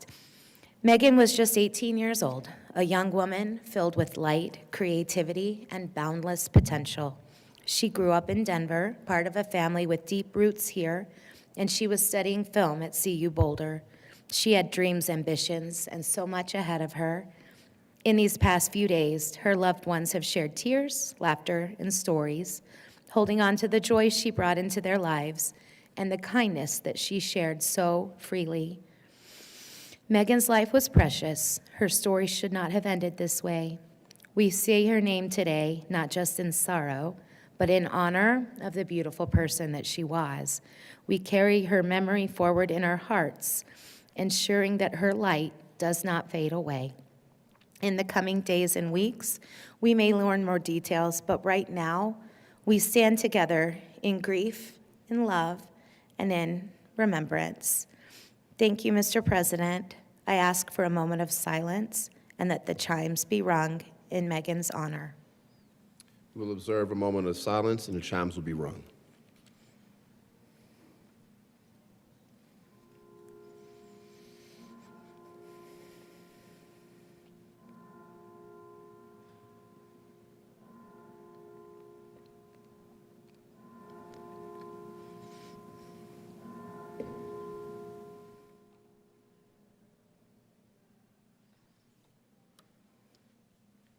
Thank you, Mr. President.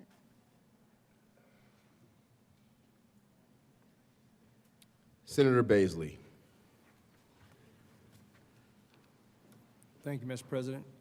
Everyone be seated. This is not an emotional announcement that I have, but the folks that we saw this morning here in uniform, the Emergency Management Services people, will be here for the entire day, and they are inviting all of us to join them this evening at the University Club, 5 to 7 p.m., for a legislative reception. So they would like us all to feel invited and hope to see you there. Thank you. Senator Liston. Yes, thank you, Mr. President. And I will just echo that announcement that if you really want to have a good chance to meet these EMS professionals, come down to the U Club for a bit. There will be a lot of good people down there, people from your districts, and I would encourage you to come down and say hello. And on another announcement, if I may, Mr. President? Please. There's actually a competing event that I was asked to. The Associated Building and Contractors is also having an event reception tonight at Hush Blackwell. I don't have the exact address, but 1600 Broadway. I think it's up on the, fifth floor? Something like that. But the people who actually build things, associated building contractors, you're all invited. The reception also starts at 5 o'clock. Thank you, Mr. President. Senator Weissman. Thanks, Mr. President. This is simply to announce the calendar for the State Veterans and Military Affairs Committee this afternoon at 2 p.m. in our usual room, 352. We are meeting to consider 4 bills, Senate Bills 5117, 158, and 001. See you at 2. Senator Kipp. Thank you, Mr. President. Members of the Finance Committee, we will be meeting at 2 o'clock to confirm a member of the Lottery Commission and also to hear SB 25081. Senator Michelson-Jeannet. Thank you, Mr. President. Friends, tomorrow the Transform Education Now Network will be in the West Foyer before floor starts. They will have breakfast and coffee if you want to stop by and get some food. Senator Frizzell. Thank you, Mr. President. I have requested and been granted permission by the Majority Leader and the Minority Leader to be late on Friday, the 21st of February, and absent on Monday, 24th, February 24th. No, I'm just joking.